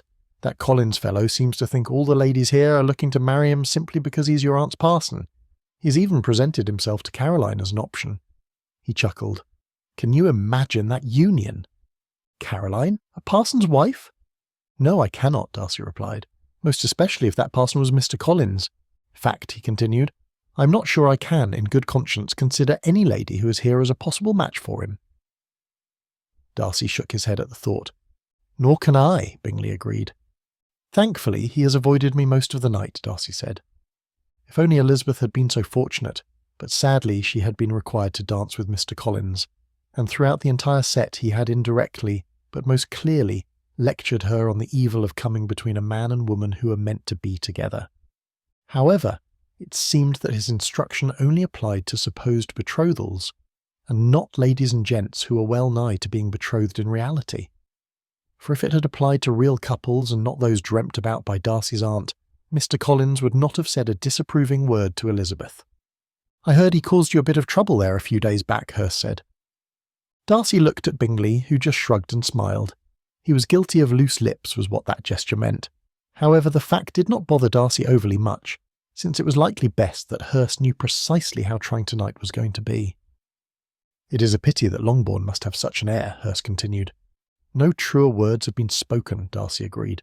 "For my part, I am hoping that my aunt will be so utterly displeased about my marrying someone other than her daughter that she will ban me from visiting Rosings and therefore limit my chances of ever having to see the man." He took a sip of his beverage. "To that point you should secure Miss Elizabeth's hand soon," Hurst advised. "Once the betrothal is officially set, your position will be firmer. That should keep anyone, including your aunt, from attempting anything too nefarious to prevent a betrothal from being entered into." He chuckled softly. "After all, I would hate to see Bingley's and my work be for naught. Your work will not be for naught, no matter what trouble arises between now and when I am betrothed," Darcy assured him. "Maybe tomorrow would be a good day to change his status with Elizabeth. First, he had to survive tonight." A low growl bubbled up as he saw Wickham take Georgiana's hand in the dance and whisper something to her. As it happened, he was not the only one to see the exchange, for Richard immediately broke formation and yanked the fellow away from Georgie almost before he was done whispering. "She is not out," followed by "My apologies, ladies," could be heard above the music. And with that, Richard escorted Wickham from the dance floor and toward the hall. Bingley darted across the room in pursuit while Darcy, with some effort, held his ground. Richard and Bingley could deal with whatever Wickham attempted. He needed to be here for his sister's sake. Of course, he was not alone in seeing to her either. She was well surrounded by guardians. His eyes sought out one of those protectors, Elizabeth. She smiled at him reassuringly before engaging in conversation with Wickham's former dance partner, and found her way back into the dance with the rest of the ladies in her group as the poor girl's partner for the remainder of the set. While Elizabeth looked all that was calm, her new partner looked a bit worse for what she had just experienced, for as the dance progressed, her head turned several times toward the doorway through which Richard and Wickham had departed. Another low growl rumbled in Darcy's chest. That scoundrel could not even attend a soirée without leaving some gentle heart untouched. "If I had my time back," he muttered. If he had not hired Mrs. Young. If he had refused to allow Georgiana to go to Ramsgate ahead of him, then all of this would not be happening. "We all think that at one time or another," Hurst said. "I suppose we do," Darcy agreed. "And I dare say the older we get," Hurst continued, "the more those words ring true. So, if you will excuse me, I think I'm going to go find my wife and talk her into dancing a second set with me so that I will not have to think about missing the opportunity." He turned away and then turned back. "It is my opinion that tonight would be an excellent time to make an offer." He held Darcy's gaze for a moment before smiling. "Indeed, I'm hopeful another offer will be made before the music ends for the night." And then he was on his way around the edge of the room to where his wife stood with her sister and Mr. Warren. Tonight? Make his offer tonight? It was not an unworthy idea. Darcy would give it some thought. It sure would help his heart rest a great deal easier if he knew that Elizabeth was promised to be his. But a rushed proposal? That did not seem to be the best way to do things. No, tonight would not do. Tomorrow would be soon enough to have things settled. The music for the current set of dances drew to a close, and Darcy breathed a sigh of relief. Georgiana was to dance the next set with him, and then he'd heard that she and Elizabeth's sisters were going to retire to her room to look at a book of fashion for a while before returning, so that she could dance the final set with Richard. That is, she would dance with him if he returned. "Ah, the second most beautiful lady at the ball," Darcy said to his sister as she approached him. Georgiana giggled. "Thank you. I'm very happy to be second to Miss Elizabeth." She put her hand in his. "It was Miss Elizabeth to whom you were comparing me, was it not?" "There is no one else who could outshine you, my dear," Darcy assured his sister, causing her to sigh. "I've missed my doting brother," she said with a smile, "and I've missed your ready smile." He tipped his head and looked at her closely.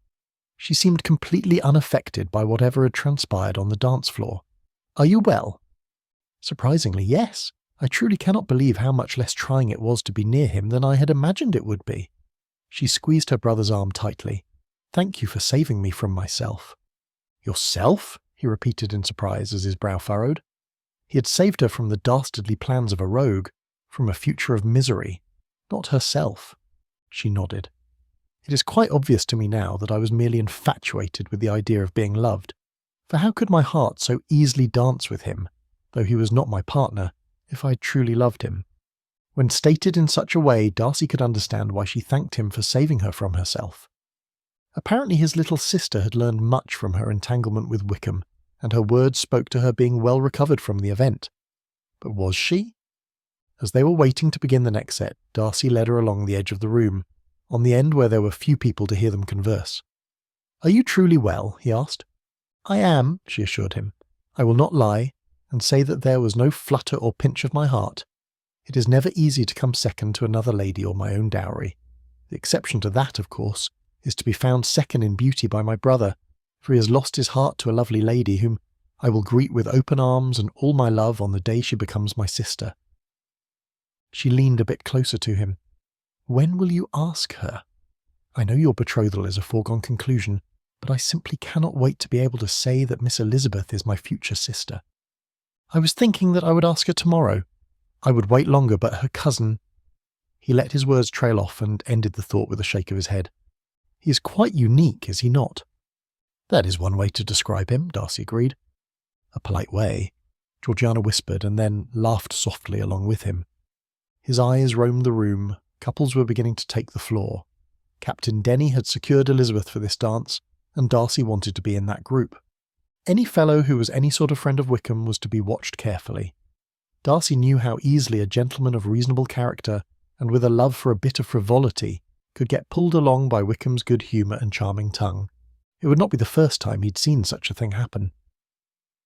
Wickham drew others to him as easily as the manure pile outside Pemberley's stables drew flies, and his fragrant stench only appeared when one got close enough to see him without his charming mask in place.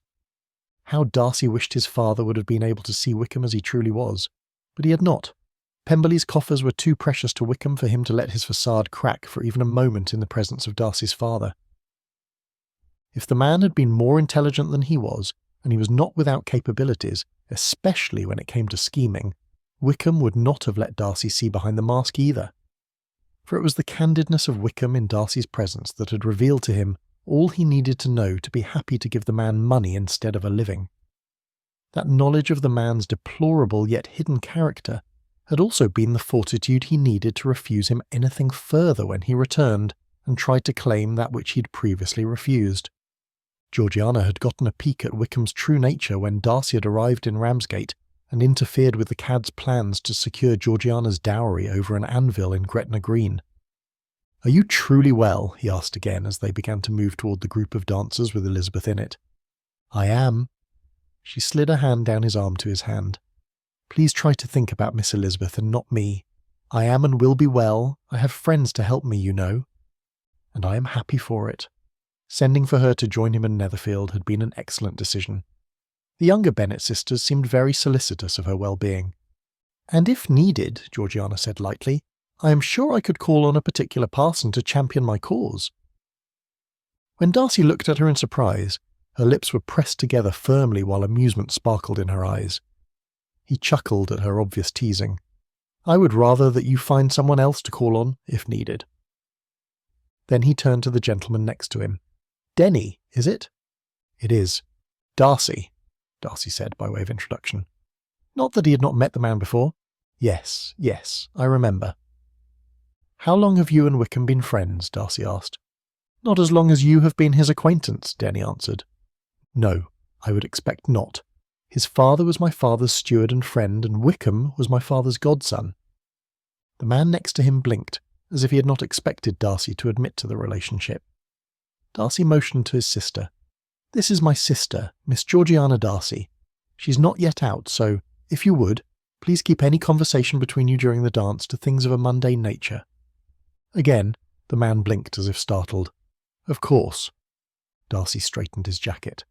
"I assume whatever Wickham said to her was a bit too familiar?" He smiled at Denny. "And please do take care of your partner for me. I would hate to see any ill befall her, as she is quite special to me." Elizabeth's head dipped and her cheeks took on a pleasant rosy hue. "Of course," Denny repeated. Then he bowed to Georgiana and offered a very proper greeting. "I've heard some stories," he whispered to Darcy. "I have no doubt that you have," Darcy replied. "Whether those stories can be trusted is the real question." "Yes. Well," the man stammered as the music started, "what I have heard, and what I have observed tonight, leave me in a quandary about that, for they are very differing accounts." Darcy took his sister's hand as they turned to go down the line. "As my cousin, the Colonel, always says, the enemy may not always appear to be who you think he is." "Our cousin is very wise, is he not?" Georgiana said. "It is a lesson hard learned," he replied. "For us all," his sister agreed. "I will be well, dear brother.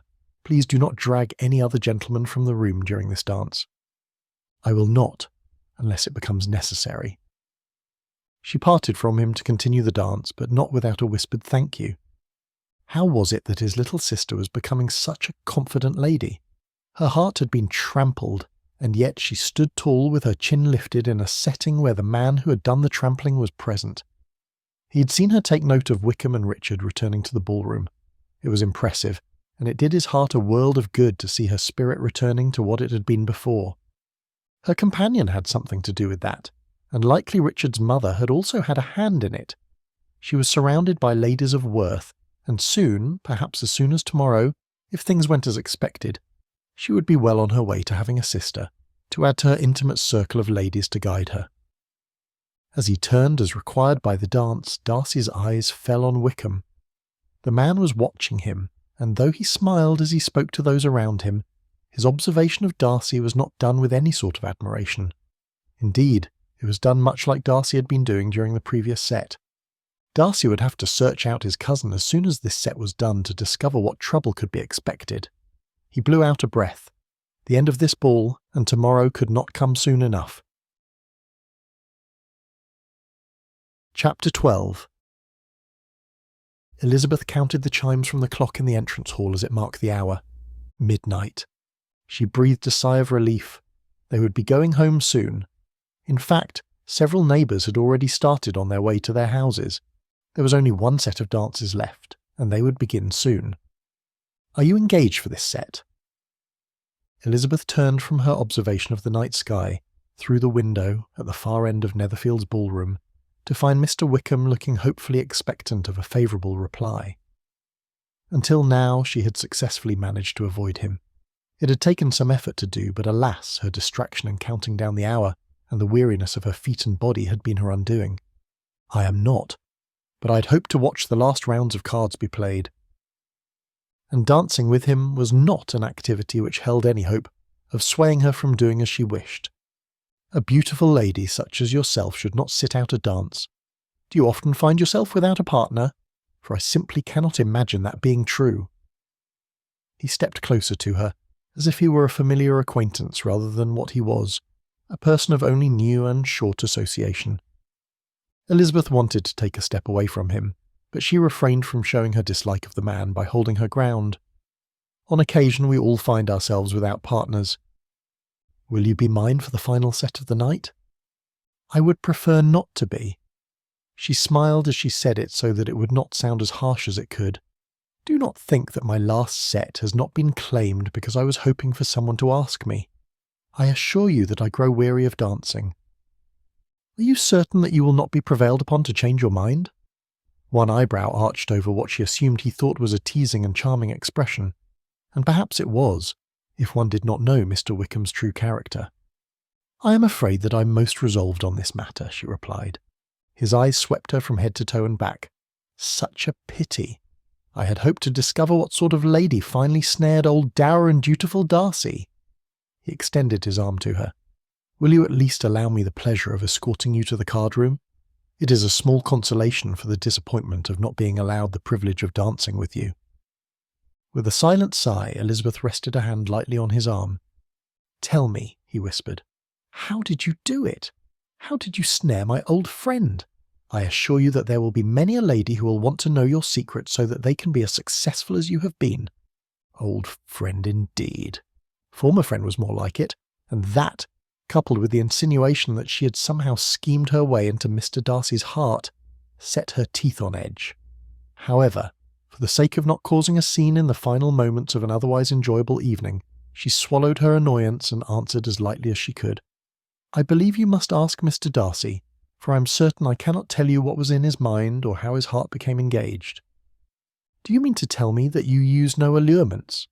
His tone was one of utter disbelief. There was no scheming to sit near him? No fluttering of lashes? No ducking your head demurely and peeking up at him? The comment and image it conjured drew a completely natural laugh from Elizabeth. Her? Trying to behave like Lydia to capture Mr. Darcy's attention? It was ridiculous, and anyone who knew her knew that such behaviour was as far from her character as being serious and a lover of books was to Lydia. "Oh dear, no," she cried. "I'm not a flirt, Mr. Wickham, and it never even entered my mind to capture Mr. Darcy. Indeed, I was surprised by his petition to call on me." "Is that so?" "Upon my word it is." "Huh." He sounded absolutely befuddled. "Well," he seemed almost lost for words. "Then I suppose that is where the others have gone wrong. They have appeared eager to gain old Dower and Dutiful's attention. Perhaps they should have ignored him." "Again, Mr. Wickham, I do not know the answer to that. You will have to ask Mr. Darcy, and I would appreciate it very much if you would refrain from your familiar and rather unbecoming name for him while you are talking to me." "My apologies. I meant no disrespect," he assured her. "Did you not?" She highly doubted that. "We are, as you have likely noticed, not the closest of friends," he said, "but that is a recent thing due in part to his father favouring me enough to include me in his will." "So I have heard."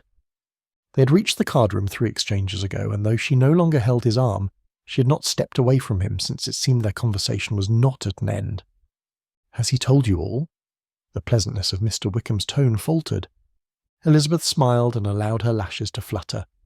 "I would need to know what you meant by all in order to answer that question, would I not?" His countenance fell from lively to irritated. "And that is not something," he said, "which I can share with you. So your tactics to extort secrets from me will not work." Elizabeth chuckled. "I am not attempting to extort secrets. I'm being logical and, in truth, refraining from trying to discover things I do not know. You see, Mr. Wickham, if I say that Mr. Darcy has told me all, meaning all that you know of the relationship between you and his family, but then you divulge some bit of a story that I have not heard and am not supposed to know, what will be the result of that? I may in turn ask about the veracity of your comments, and how will Mr. Darcy or his cousin respond? Would that put me in a precarious position? Or you? Perhaps both?" His lips tipped into a crooked and somewhat calculating smile. "Ah, I see what it is that snared old Darcy," he corrected when her left eyebrow arched. "The man has always been a fool for a pretty lady with a clever mind. Not that you find many of those. Most ladies hide their intellect so as to not be labelled a blue-stocking. I am not most ladies, Mr. Wickham. I have never been, and I most certainly never shall be.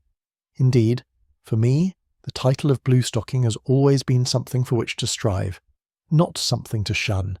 It is a fact that has driven my mother to distraction, and pleased my father quite well. Now, if you will excuse me, I would like to see how my sisters are getting on with their game." She dipped a curtsy and moved to leave him. However, his hand stayed her. "Am I to gather, then, that you trust him?" The question was posed in such a serious fashion that it caught Elizabeth off guard and caused her to blink. "Do you mean Mr. Darcy?" she asked to clarify about whom Mr. Wickham was speaking. He gave one nod. "Then, yes, I do," she answered. Mr. Wickham held her gaze. "We all have our secrets. It would do you well to remember that." And with those final words, he took his leave of her. A prickle of something disconcerting raced up her arm from where his hand had held it, and she gave it a little shake to get rid of the feeling. Mr. Darcy was honourable. He was not hiding secrets from her as Mr. Wickham implied. It was a ploy on Mr. Wickham's part, was it not? Something merely said to cast doubt and place a wedge between her and Mr. Darcy? She blew out a breath. That is all it was, a desperate and unhappy man's way to cause harm to the one he considered his oppressor. "Are you well?" Mary asked cautiously, when Elizabeth approached the table where Mary, Kitty, Lydia and Georgiana were playing lottery tickets. A sizable stack of sweetmeat biscuits stood beside Mary's left hand. "Have you won all these?" Elizabeth plucked a biscuit off the top of Mary's pile. Her sister gasped and covered her pile with a hand that was not holding her cards. "I have, and I will thank you not to eat my winnings." She shook her head and huffed as if completely displeased. "However, since you have had to spend time with—" She leaned forward and whispered, "the cad." Then she sat back up. "I suppose I can part with one piece of gold to calm your nerves," she chuckled. Elizabeth looked around the group at the table. Each of them looked excessively amused. "The cad," Elizabeth whispered. "Mr. W," Lydia hissed in answer. It is the name we have given him. A code, if you will." She looked excessively pleased with herself. "So, are you well?" Her gaze flicked from Elizabeth to Mary and back.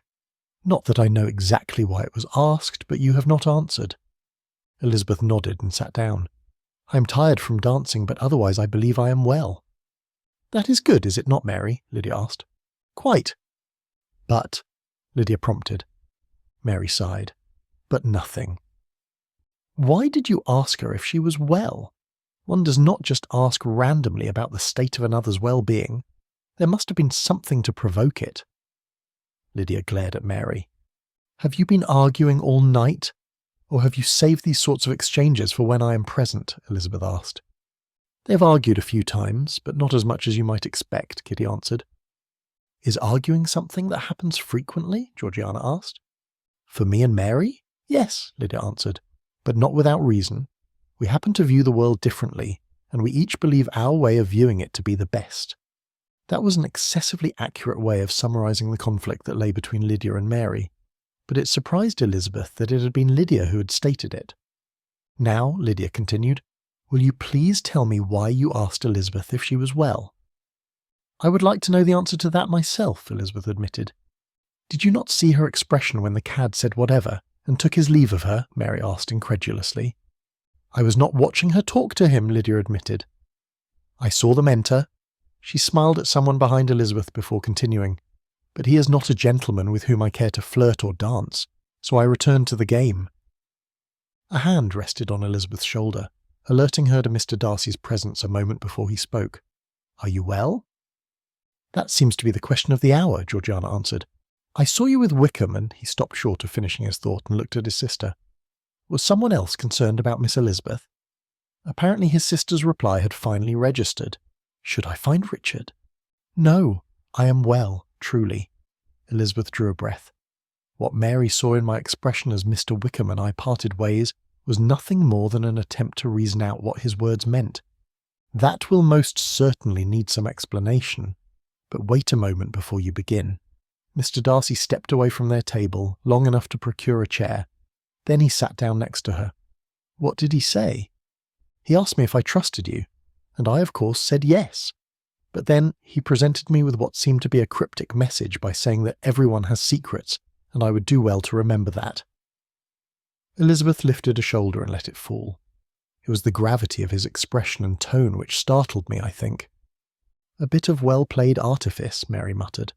"Oh, indeed," Elizabeth agreed, "and I will scold myself thoroughly later for even giving it a moment's pause." Mary shook her head. "I think the pause was warranted." "You do?" Darcy asked. "I do." Mary discarded the cards which were in her hand and picked up a biscuit. "If there is no reason to distrust Mr. Darcy, and we all agree that there is not, then my guess is that he's signalling hoped-for trouble. Not that I expect he realises he's doing so. He seems a trifle impulsive to me, calculatingly so, but still impulsive, as if his ideas are planned but not fully." She bit into her biscuit. "That is just my take on him from a bit of observation, so it might be hastily done and far from true." "It is a worthy observation," Darcy said, "and astutely made." "I would not say it was astute, for I was aided by stories I have heard about him," Mary refuted. "It was not terribly difficult to deduce from there." "If that is how you wish to think about it." There was a hint of amusement in Mr. Darcy's tone. "I will not push you to accept praise that you do not wish to acknowledge. I understand the feeling, as does my sister." "I most certainly do understand," Georgiana agreed. "I would not deflect praise," Lydia inserted. "Which just proves once again how different Mary and I are." Mr. Darcy gave Elizabeth a questioning look. "That is part of why she and Mary argue," Elizabeth whispered. "Ah," was his only reply. "Will you walk with me before you have to leave?" Oh, how she wanted to. But I told Mr. Wickham that I was too tired to dance and would not like to be thought of as a liar. "I will not ask you to dance," he said as he stood. "Please?" He held out his hand. The look in his eyes was not demanding at all, and yet from it she knew that he would be sorely disappointed if she were to refuse him. Therefore, she placed her hand in his and allowed him to draw her to her feet. "We will find a quiet corner in the drawing-room," he whispered as she tucked her hand in the crook of his arm. "You may rest there, and no one will be able to question your integrity. My feet will be forever grateful, sir." "Just your feet?" His tone was teasing. She shook her head in reply. "The rest of me will be equally as thankful. However, my feet will sigh with delight the most." And with a shared laugh, they went in search of that quiet corner in the drawing room. Chapter 13. The next afternoon, Darcy entered Mr. Bennet's study and took a seat in front of the man's desk. Today he would make good on the promise he had made to himself last night, to secure his happy future with Elizabeth before anything could separate him from it. Hurst was right. It needed to be done sooner rather than later. He was certain his mind would not rest easy until Elizabeth was officially Mrs. Darcy, but to have a formal agreement with her would lessen his fretting over what Wickham or Mr. Collins or someone else would do. He exchanged pleasantries with Elizabeth's father as he made himself comfortable. "Are you here for a discussion about estate matters, or have you had enough of courting my daughter?" Mr. Bennet's lips were tipped into an amused smirk. "I would not mind having a debate about some estate-related item," Darcy replied. "However, that is not my reason for being in here rather than in the drawing-room with Miss Elizabeth. And no, I'm not done with courting your daughter. In fact, I find that I would like to court her for the rest of my life as my wife." Mr. Bennet chuckled. "That sounds very pretty, which surprises me that it is you and not Mr. Bingley who is sitting here saying it." He sighed. "But then, love has a peculiar effect on a man when it latches onto him." Darcy smiled and shook his head at just how turned around love had caused him to be. He had found himself willing to do and say things that he would have scoffed at before meeting and falling in love with Elizabeth. "I will not argue with you on that," he said, "but I cannot take credit for the sentiment. My uncle has always stated that he would court my aunt forever, for his love would never lessen and only grow deeper with time." He lifted one shoulder in a shrug. "It seemed ridiculous to me as a young man, and I suppose if I were to analyse it logically now, it still would. However, I believe I understand what he meant, for how does one put what one feels about the lady whom one loves above anything else into words? I would suggest poetry." Mr. Bennet tapped a drawer on his desk. "And then keep it under lock and key unless, of course, you prove to be as good as Byron or Shakespeare. Then you might want to publish it and earn a few pence." Darcy's brow furrowed. "Did Mr. Bennet write poetry? Do you keep your poetry in a locked drawer?" he asked. He could not picture the man sitting in front of him as the sort of gentleman who wrote flowery things about his wife. But then, his uncle did not appear, upon first glance, to be the type of fellow to openly declare his love for his wife either. Be that as it may, upon being counted among Lord Matlock's acquaintances for any length of time, would prove to a person just how wrong that first impression was. "Again," Mr. Bennet chuckled. "I find I have no answer to that question, at least not one I wish to give," he admitted. "So tell me, what can I do for you today? I already gave you permission to marry Elizabeth when you petitioned me little more than a week ago." Darcy drew a deep breath. "I know, and I'm still grateful for that. He shrugged with both shoulders this time instead of just one. Why was he here? He shook his head, turned around, and at 6s and 7s was his constant state lately. "I do not know why I need to tell you of my decision before I officially present my offer to your daughter, for I fear neither your rejection nor hers. Therefore, I am not here because I wish to have you support my suit to her on my behalf." He blew out a breath. How did he explain this? "I suppose I am here for what is likely a selfish reason, because I value your good opinion, and I believe that is why I must tell you that I intend to secure your daughter's hand today." Once again, he could not help shaking his head at his mind's befuddled state. At any other time in his life, he had known precisely why he wished for an interview with a gentleman. And now look at him, sitting here attempting to sort out why his heart and feet had directed him to Mr. Bennet's study. I am also likely here, because I know how close your relationship is with Miss Elizabeth, and having a sister who has been left to my care and who means the world to me, I have some knowledge about what exactly I am asking of you when I leave Hertfordshire with Miss Elizabeth as my wife." Mr. Bennet's replying nod and smile spoke of his knowing the struggle to which Darcy referred. "I appreciate your concern for me," he said. "Parting with any of my daughters will be difficult, but I know that my Lizzie's departure will be the hardest." There was one more reason which had likely been part of his purpose for meeting with Elizabeth's father before seeking her out.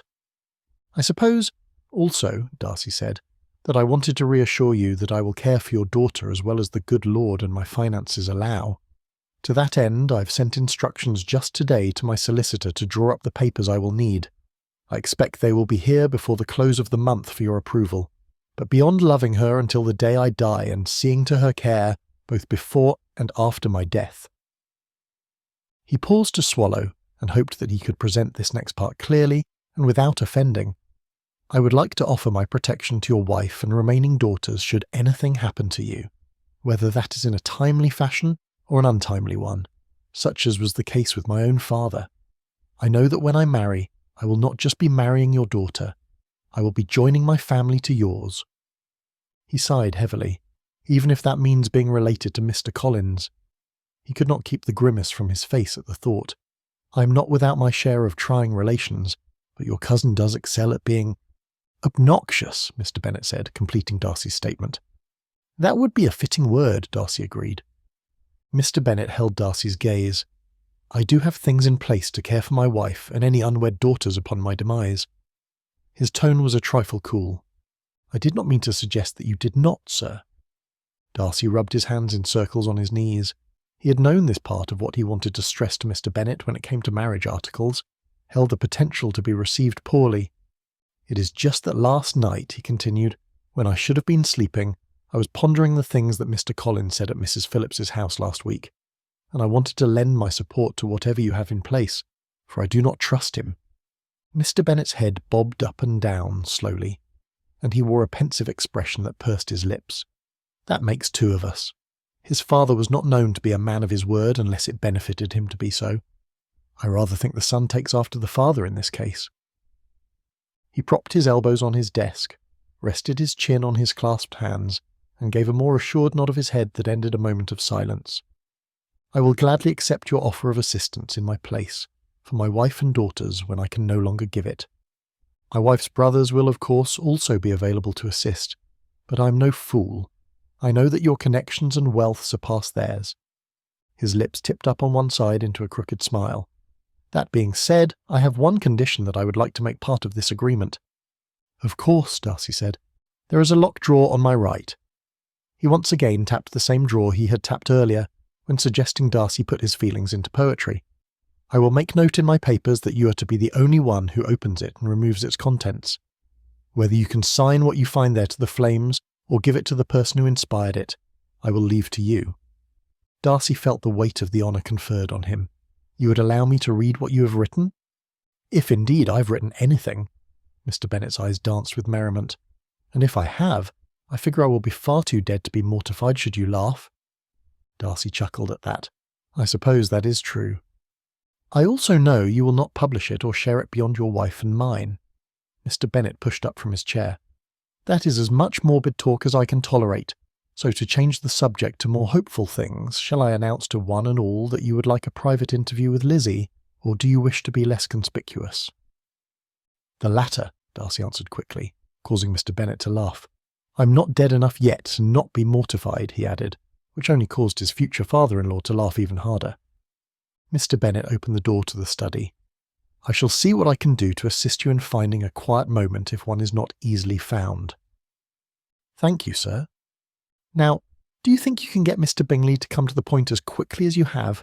It would do my heart a great deal of good to know that two of my daughters are settled and out of the reach of a certain parson." "You have only to say the word, sir." "And I will never approve a petition from him," Darcy whispered. "Actually, no, you do not need to say anything. He shall never gain approval from me. Of course, this is only if something were to happen to you." "As frequently as you have said that," Mr. Bennet said, "I begin to wonder if I should be worried that you have a plan." "A plan? To do you harm?" Darcy could not contain his incredulity at the suggestion. "Oh, do not fear, Mr. Darcy. I know you have no motive to wish me gone.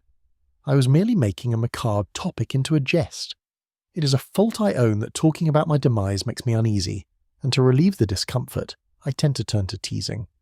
"That is understandable," Darcy assured him. "I myself do not find it a topic about which I wish to think too often, but when I do, my thoughts often turn to those left behind." Mr. Bennet nodded. "The same is true for me as well. And then, I wish I had more to leave them. Even my father thought that." Darcy remembered how his father had presented his illness to him all those years ago. It was one of only 2 times when he had ever seen such desperation in his father's expression. The other time had been when his mother had died. "As I have pondered my father's words to me about how much more he wished to have been able to do," he said to Mr. Bennet, "I have come to understand that it was not earthly possessions that he feared he had not given me. I believe it was the shortened number of years of being my father and sharing his love with me and my future family, which troubled him the most." Darcy drew and released a breath. "It was just that he saw wealth as being how he could leave his love with me. I cannot speak for all of your daughters, sir, but from what Miss Elizabeth has said, I know that she has not lacked being loved." Mr. Bennet stood in front of the drawing-room door, blocking their entrance and the door from being opened. "Your poetry will be far better than anything I may or may not have written," he muttered. "If you continue with your sentimental bent, Mr. Darcy, I shall find myself searching for my handkerchief and pretending that a bit of dust caused me an issue. And then some poor maid will have to re-clean what she's already cleaned should my wife hear my excuse," he smiled. "But I greatly appreciate your words. They're a balm to this father's soul." He put a hand on the door handle but did not open it until he had said one thing further. "Remember to be as you are now when you are a father." "I will do my best, sir," he promised as the door was opened. "Shall we leave the room, or would you like to take Elizabeth for a walk?" Mrs. Bennet asked on the heels of her welcome to Darcy. "Perhaps a walk would be best," he answered. This was not how things were supposed to go, but then it might be best if he completed the most important task first, no matter how much attention it drew to him. "Do you need a chaperone?" Richard's tone was teasing. "That is up to her father." Mr. Bennet chuckled. "It might not be a bad thing to have the Colonel and Mary accompany you." He winked surreptitiously at Darcy as Miss Mary gasped, and Richard's eyes narrowed. "However, it is not necessary." "Perhaps Jane and Mr. Bingley could walk with Mr. Darcy and Elizabeth," Mrs. Bennet suggested. Darcy would wager that the lady was hoping that, in so arranging things, there would be 2 betrothals to announce and not just one. The thought made him smile despite his discomfort. "I find no reason to forego the suggestion if it is acceptable to my friend and your daughters," he replied, earning him a broad smile from Elizabeth's mother. "Jane, go with Lizzie and get your things," Mrs. Bennet instructed. Apparently neither Bingley nor Miss Bennet needed to be consulted on the issue. Darcy caught Richard's eyes and tipped his head toward Georgiana. Richard nodded. It was not as if Darcy truly needed to ask if he could leave Georgiana's care to his cousin, but she was his sister, and that made it seem as if he did. "We will have tea when you return." Mrs. Bennet's delight coloured her tone. "It is a cool day. I'm certain you'll want a warm cup of tea to chase away the chill when you return, for the sun will not stay as high as it is for much longer. Indeed, the darkness settles much faster these days, but so it must, if we wish to enjoy Christmas as we do. All the festivities are so much more enjoyable when lit by a fire and candles, are they not?" "I had not thought about it, but it seems so," Darcy answered. "But weddings are better in the spring," she added softly. "I will remember that," he assured her. It should not be done. Mr. Collins had finally lost the battle he had been obviously waging since Darcy's arrival in the room. Not even that one finger pressed to his lips could keep his thoughts contained.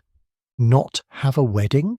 How absurd, Miss Mary said, and then looked at her father with wide eyes that said she had not intended for her comments to be anything more than a thought.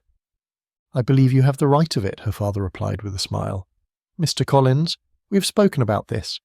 Your opinion about how things should be is neither correct nor welcome." The man lifted his chin and one eyebrow, but he said nothing. Instead, that one finger was once again pressing on his lips. However, it was still not a strong enough defence. "My patroness." He pressed that finger against his lips again as he shook his head. "My aunt will learn to live with disappointment, and if my cousin has been led to believe her mother's lies, then, unfortunately, she will suffer as well. But it cannot and will not be helped by me," Darcy assured him. "I am and always have been free to choose my own wife, and I choose Miss Elizabeth if she will have me." "If," Lydia said with a snort of laughter. "Yes, if." "I will not presume to know her reply," Darcy said.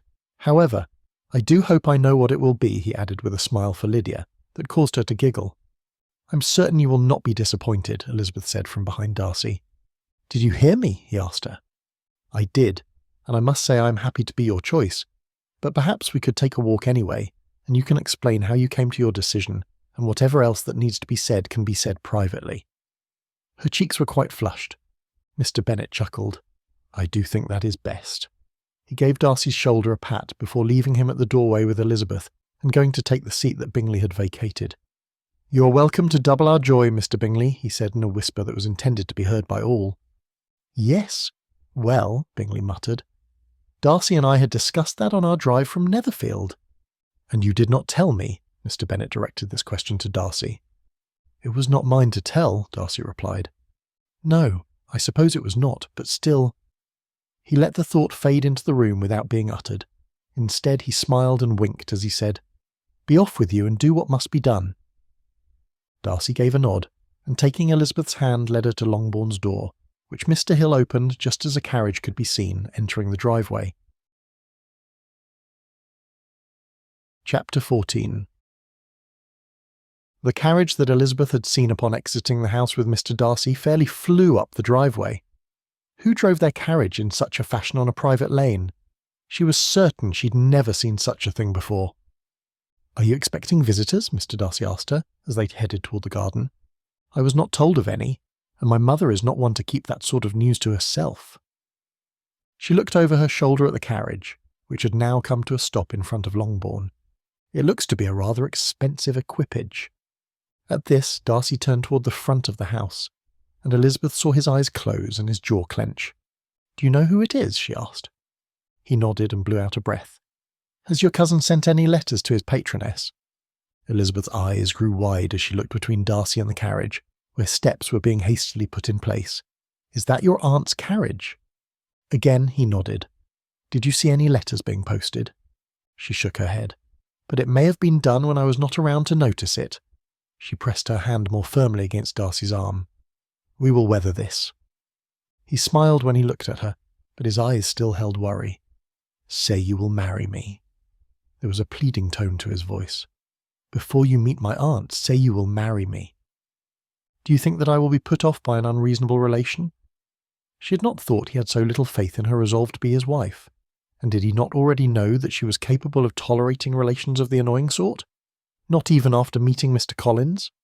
No, that is not it," he assured her.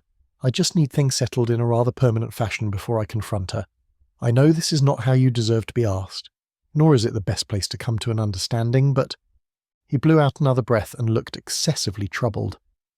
"She will attempt to enforce that fictitious betrothal between my cousin Anne and me. She's a trying and demanding woman of little sense." Elizabeth smiled softly at him, attempting with the gesture to calm his obvious anxiety. "Yes, I will marry you. I would like nothing better.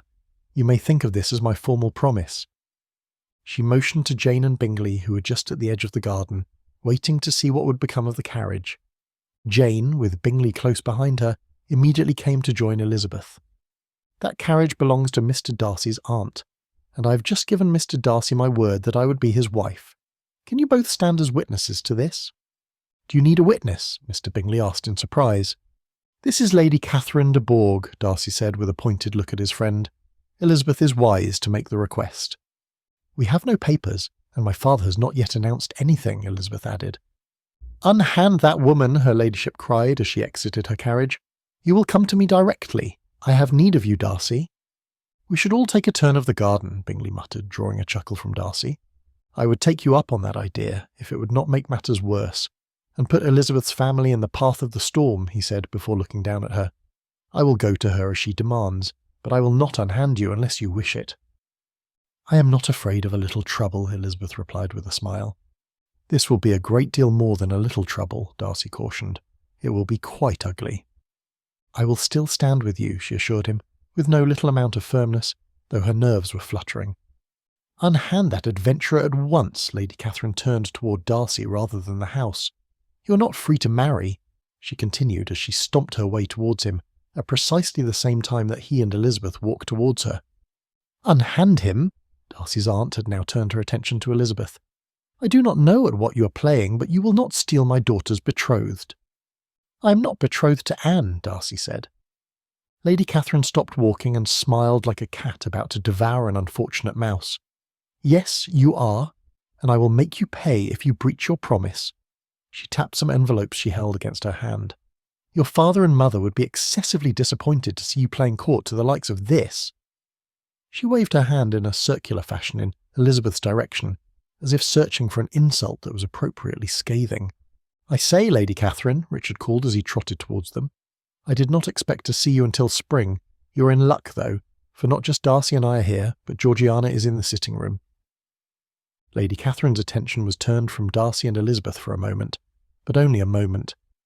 "I have no intention of entering a house with such a small garden, and I would think that you should know better than to have Georgiana associating with people who possess such an apparent lack of understanding in regards to proper refinement." "Aunt," Richard's tone was stern, "what would my father say to hear that you were standing in public berating his nephew?" This caused Lady Catherine to pause. "I would not need to do this in public if he would unhand that woman and join me in my carriage." "I will do neither," Darcy replied. "You see," Lady Catherine waved a hand at Darcy as she talked to Richard, "this is why I must conduct my business in a reprehensible fashion, standing on a driveway that is neither grand enough nor long enough to present a house properly." Richard crossed his arms over his chest. "Very well then. Out with it. What is your protest? Be quick so that we can get to the end of this matter before the Fitzwilliam name is truly damaged by your outrageous behaviour." Lady Catherine lifted her chin and glared at Elizabeth. "Darcy is in breach of promise if he does not marry Anne as he agreed to do before his father died." One eyebrow arched as if to tell Elizabeth that this was her doing. "I am not," Darcy began, but Richard held up a hand to cut off his words. "And do you have proof of this?" Richard asked. "For just today Darcy has entered into a betrothal with one of the ladies of this house. It will have to be undone, because I have his signature on this." Lady Catherine held up one of the envelopes. "And this," she held up the other envelope, "is the licence with which he will marry Anne once we travel to Matlock House." Elizabeth could not have kept her lips from parting and her eyes from growing wide at the comments if she had been trying to do so. Had Darcy's aunt truly brought a licence with her? How was that even possible? "What precisely do you have my signature on that makes you think I would willingly marry your daughter?" Darcy asked. Lady Catherine smiled as broadly as one might expect a lady of her standing to do, which is to say, her lips curled upwards. "A betrothal agreement," she said. Her reply was only 3 small words, but to Elizabeth they landed upon her as if they were boulders of a substantial size. "What agreement?" Darcy sounded both incredulous and angry. "I've signed no agreement." "You may say that all you wish, but I found this in the study at Rosings, hidden behind the account books you always peruse when you come in the spring," Lady Catherine explained. "And it bears your signature." "What? How?" Mr. Darcy seemed to be utterly confused, and his bewilderment was a balm to Elizabeth's nerves, which had taken flight. "Let me see it." Richard held out his hand to his aunt. "I have never seen any document hidden behind the books at Rosings, and you know I spend most of my time there with Darcy as he goes over things." "Indeed," he continued as he took the letter from his aunt. "Hiding a document behind an account book would be a poor place to hide it, since your steward should be adding numbers and items to the ledgers. He's doing his job, is he not? You have not allowed him to draw salary and do no work, have you?" Lady Catherine huffed. "I most certainly would never allow such a thing." "Then how was this just now discovered?" Richard demanded, as he opened the envelope he had been handed. "I see no way that this letter could remain hidden year after year without your steward finding it. Seems rather conveniently timed." He gave his aunt a pointed look before unfolding the document. Elizabeth watched his eyebrows rise as he perused the document. "Have you ever seen this?" he asked as he came to stand next to his cousin, and held the document so that both of them could see it. Elizabeth leaned into Darcy's arm so that she could peek at what they were reading. "It looks like your signature," Richard said softly. "But I've never seen this." Darcy plucked the paper from Richard's hands. "I am fully unaware of this." "It bears your signature and that of your father," Lady Catherine said. "I would remove my hand from his arm if I were you," she said to Elizabeth. "It is not becoming of one of your station to be fawning over a gentleman who belongs to another." "My station?" Elizabeth repeated. "I am sorry to say I do not understand what you mean by that, my lady. You say it as if being the daughter of a gentleman is something to be spurned." "I will give you that your father is a gentleman, but what of your mother?" "She is his wife," Elizabeth answered, "and as I'm certain you are aware, your ladyship, She joined him in his standing when she took his last name in front of a parson at a time long since past. But she is from trade. On that you are correct, my lady. My mother's father was a solicitor, but she is not a tradesman's wife. Her lineage stains her, Lady Catherine protested. It is likely her influence which has taught you to be grasping and cunning enough to attempt to reach beyond where you should for a husband. You are just following her example after all. I dare say she is not, Bingley cried. She is a gentleman's daughter, and Darcy is a gentleman. They are of the same standing. Do you know who my brother is, young man? Lady Catherine asked. I do, but that is your brother and Darcy's uncle. His title does not determine how society classifies Darcy. He is a gentleman, one with a noble family tree and ancient roots, but he is still just a gentleman. With a great deal of money, of which I am sure this— Again Lady Catherine seemed lost for an appropriate slur to cast. This female is fully aware. Bingley laughed. She did not pursue Darcy. He pursued her. You will have to try again. Miss Elizabeth is no fortune hunter. This cannot be real, Mr. Darcy muttered. I never signed this. He tipped the paper one way and then the other, scrutinising the signature as he did. It could be forged, Richard said, but does it matter? Mr. Darcy's head bobbed up and down. How much do you demand? He asked his aunt. What do you mean, how much do I demand? She replied. How much do you wish me to give you for this piece of kindling for my fire? He smiled at Elizabeth. I will not give you up, he assured her. You cannot be serious, Lady Catherine cried. You must marry Anne. A Fitzwilliam does not break his promise. I am a Darcy. Your father was honourable, she protested. He was, and so am I. According to this piece of paper, which I have never before seen but which appears to bear my name, I must break one of two promises. For you see, this says I am promised to Anne, but my words and my heart belong to, and have been accepted by, Elizabeth. My heart is worth more than any amount of money that you demand. I will not give up the lady I love, no matter how loudly you shout about a previous arrangement. Now, state your demands, my lady, and I will send word to have the money delivered to Rosings. But what will become of Anne? Will you truly leave her shunned? To Elizabeth, Lady Catherine appeared to be beside herself with indignation. How, pray tell, will she find a husband as a spurned woman, spurned at the hands of her own cousin? Your family deserves better than this. It cannot be helped, was Mr. Darcy's only reply, which did little to dampen his aunt's fury. She snatched the document from Darcy, leaving a corner of the paper in his hand. We will see what my brother has to say about this. He will see things put to right. She lifted her chin. I take no leave of any of you. I send no regards to anyone. Then she stomped towards her carriage. It was only then, when the carriage door was opened, that Elizabeth noticed a young woman sitting next to an older woman inside the vehicle. Is that your cousin? She whispered to Mr. Darcy. He nodded. And she heard all of this? I'm sure she did, but it cannot be helped. He turned toward her. I will not give you up. I cannot. He pulled her close. And I will let everyone know that you are mine and I am yours, and that nothing shall ever part us, if you will let me. His gaze had shifted to her lips. She knew what he was asking, and with her heart beating loudly she smiled and said, I am yours, forever, only moments before he kissed her. Chapter 15. By breakfast time the following morning, Darcy had received an express from his uncle. What does father have to say? Richard asked as he slathered sweet butter on his toast. There was no one present who did not know that Lady Catherine had arrived yesterday and stirred up trouble. Therefore, Darcy unfolded the letter and began to read aloud. Your aunt, my sister, is here. She is, as you know, unhappy.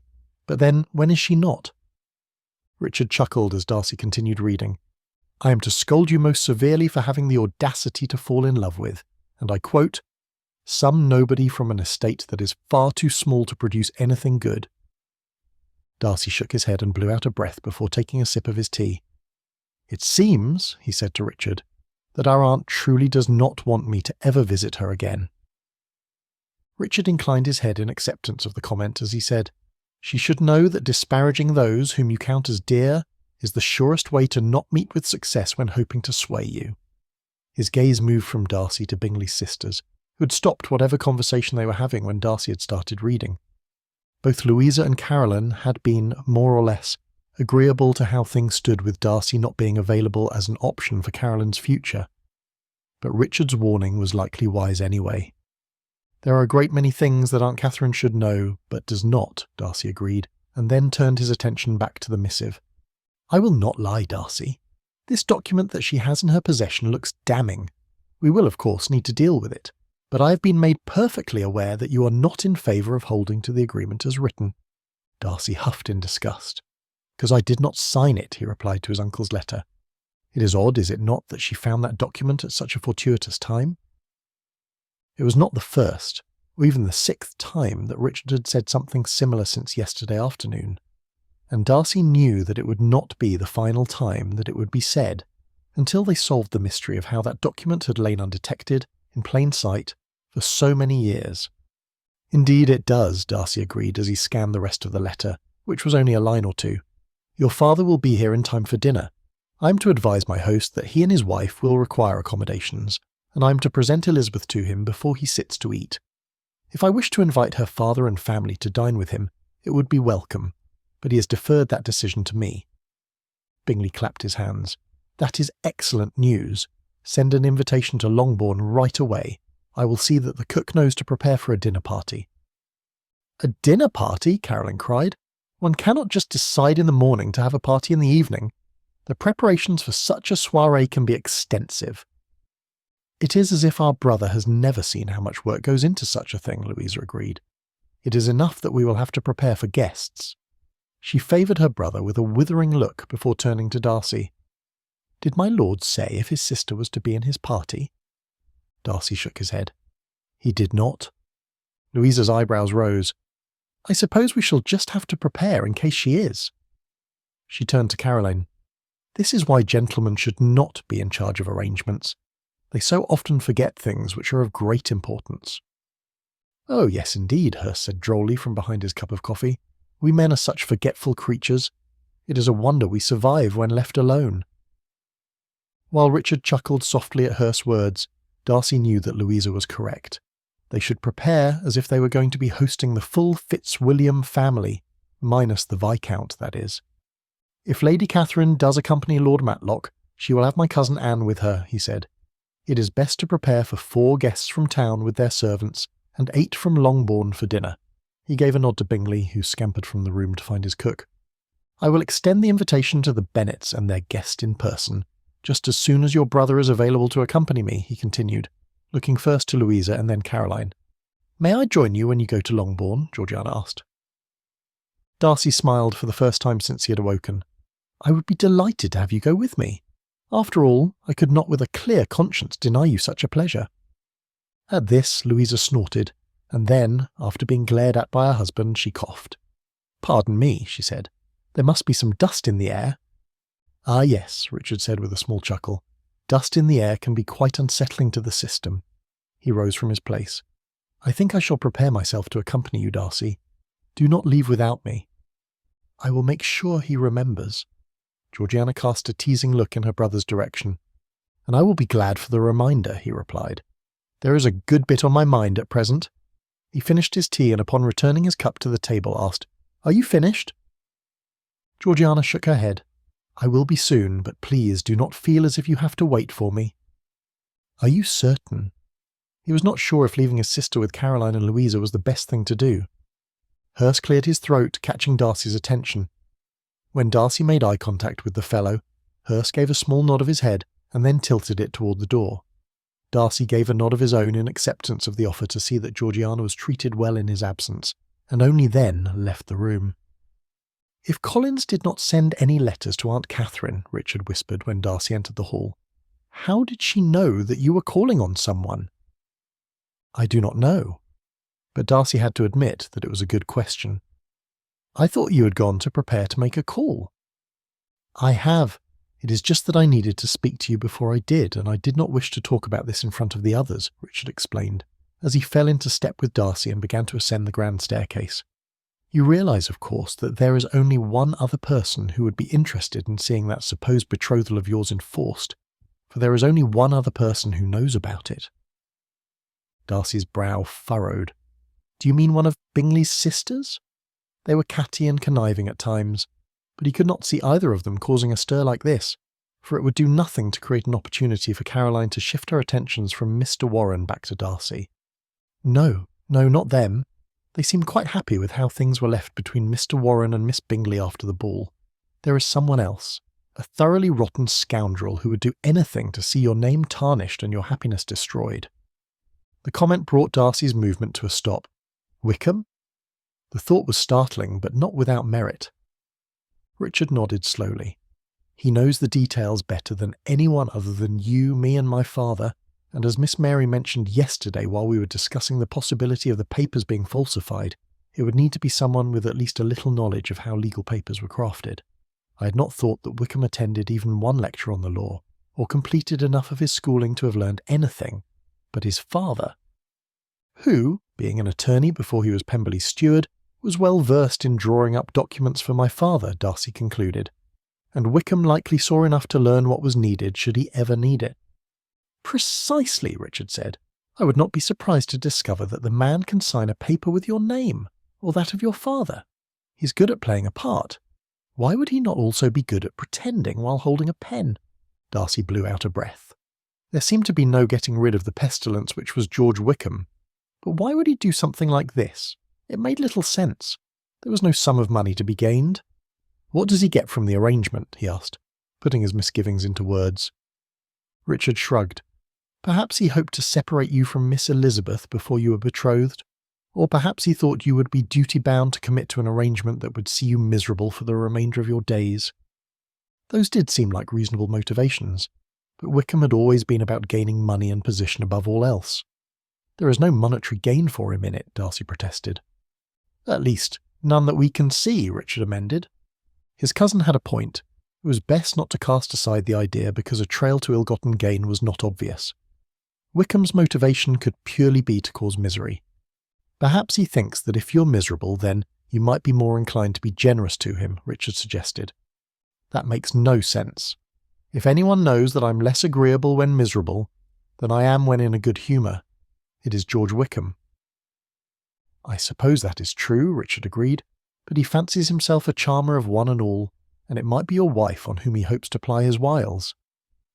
To Darcy that sounded just like something Wickham might try. Not that it was an idea which would work, of course. He has never been known to win very often when playing a game of chance, has he? No, he has not. Chance and skill are not his friends, Richard answered. I believe I might have to disagree with that somewhat, Darcy said, for he seemed to win often enough when it came to my father. Darcy's hand rested on the doorknob of the door to his bedchamber as a thought struck him. Do you suppose he has done this before? Falsifying documents? Richard asked for clarification. Darcy nodded. Richard shrugged. There is a chance, I suppose. That was a disturbing thought. How many items in the documents at Pemberley might be altered from what they should be? It was not something Darcy truly wished to think about, but it needed to be considered at some point, just not at this particular time. Right now, he needed to make a call and extend an invitation. Perhaps by this evening his present and future life would be settled enough, that he would not even care to discover what sorts of mischief George Wickham had played at over the years while at Pemberley, and thankfully Darcy's wish was not to be denied. Then, it is settled, Lord Matlock said several hours later, as a glass of port was being poured for him, and the ladies would have, on most occasions, left the table after a successful dinner. Though at present none had either risen or departed from the room. Darcy knew that this was due to Lady Matlock having not yet received a nod from her husband, that he had completed his position in presiding over their gathering. I find nothing untoward in the story I have been told about how you came to your current betrothal to Miss Elizabeth, his uncle continued, and I am a staunch supporter of marrying where affection is found if it is at all possible. Therefore, if you are certain that you wish to pay whatever your Aunt Catherine demands— Yes, I'm certain, Darcy assured him. Then, as I said, it is settled. I suspect that you may be put upon to host your cousin for a season, and pay the bills for whatever is needed to see her married, aside from her dowry, of course, which is already set. In order to do my full duty, I must caution you that it will not be inexpensive, since I can also see my sister making ludicrous demands for items that are not needed. Lord Matlock blew out a breath. She is excessively good at venting her spleen far longer than anyone I have ever met. Darcy swallowed. He knew that by crossing his aunt in this fashion, he was going to have to bear a great deal of displeasure. However, it could not and would not be avoided. I will not allow Lady Catherine to treat anyone but me with contempt. I would rather be taken to court, and the whole affair be aired in the papers, than to be expected to bear her slighting any member of my present or future family." At this, Lord Matlock smiled. "I told her as much before I left London, and I will support you in your decision to cut her off and not honour this new agreement if she becomes a greater trial than we expect her to be." "I will help you with Anne," Lady Matlock offered. "That way, if you prefer, you can wait to marry until we have seen your cousin settled. That would keep your betrothed safe from your aunt's barbs and our family name out of the papers." Richard guffawed at that. "And how long do you think it will take to find Anne a husband?" "Your cousin is an heiress," his mother replied, "and with a bit of attention from my maid and my modiste, she will look the part as well as any lady ever could. She is not without beauty. It is just hidden." "I would rather not wait." Darcy could feel the heat that such an admission created, rising up his neck to his ears. It would likely be written clearly across his face in a moment. Unless, of course, Anne can marry before spring, for that is when I had hoped my wedding would take place. He blew out a breath and cast a quick glance at Elizabeth. "Although I have not discussed the particulars about that with Miss Elizabeth and her family at this point. I just thought that you should be aware of my desires." His aunt chuckled softly. "I am happy to hear it, and I am willing to attempt to marry Anne off before then. However, I will not hold you to a promise that you must marry after she does." She turned to her husband. "Do you think Lady Catherine would be opposed to us renting her something small but stately for the season?" "If it is small, she will protest, but that cannot be helped," Darcy interjected, "for I will not spend more on Anne than I would on my own sister." "Well said, Darcy," Lord Matlock said. "You may choose whatever address you see fit, my lady."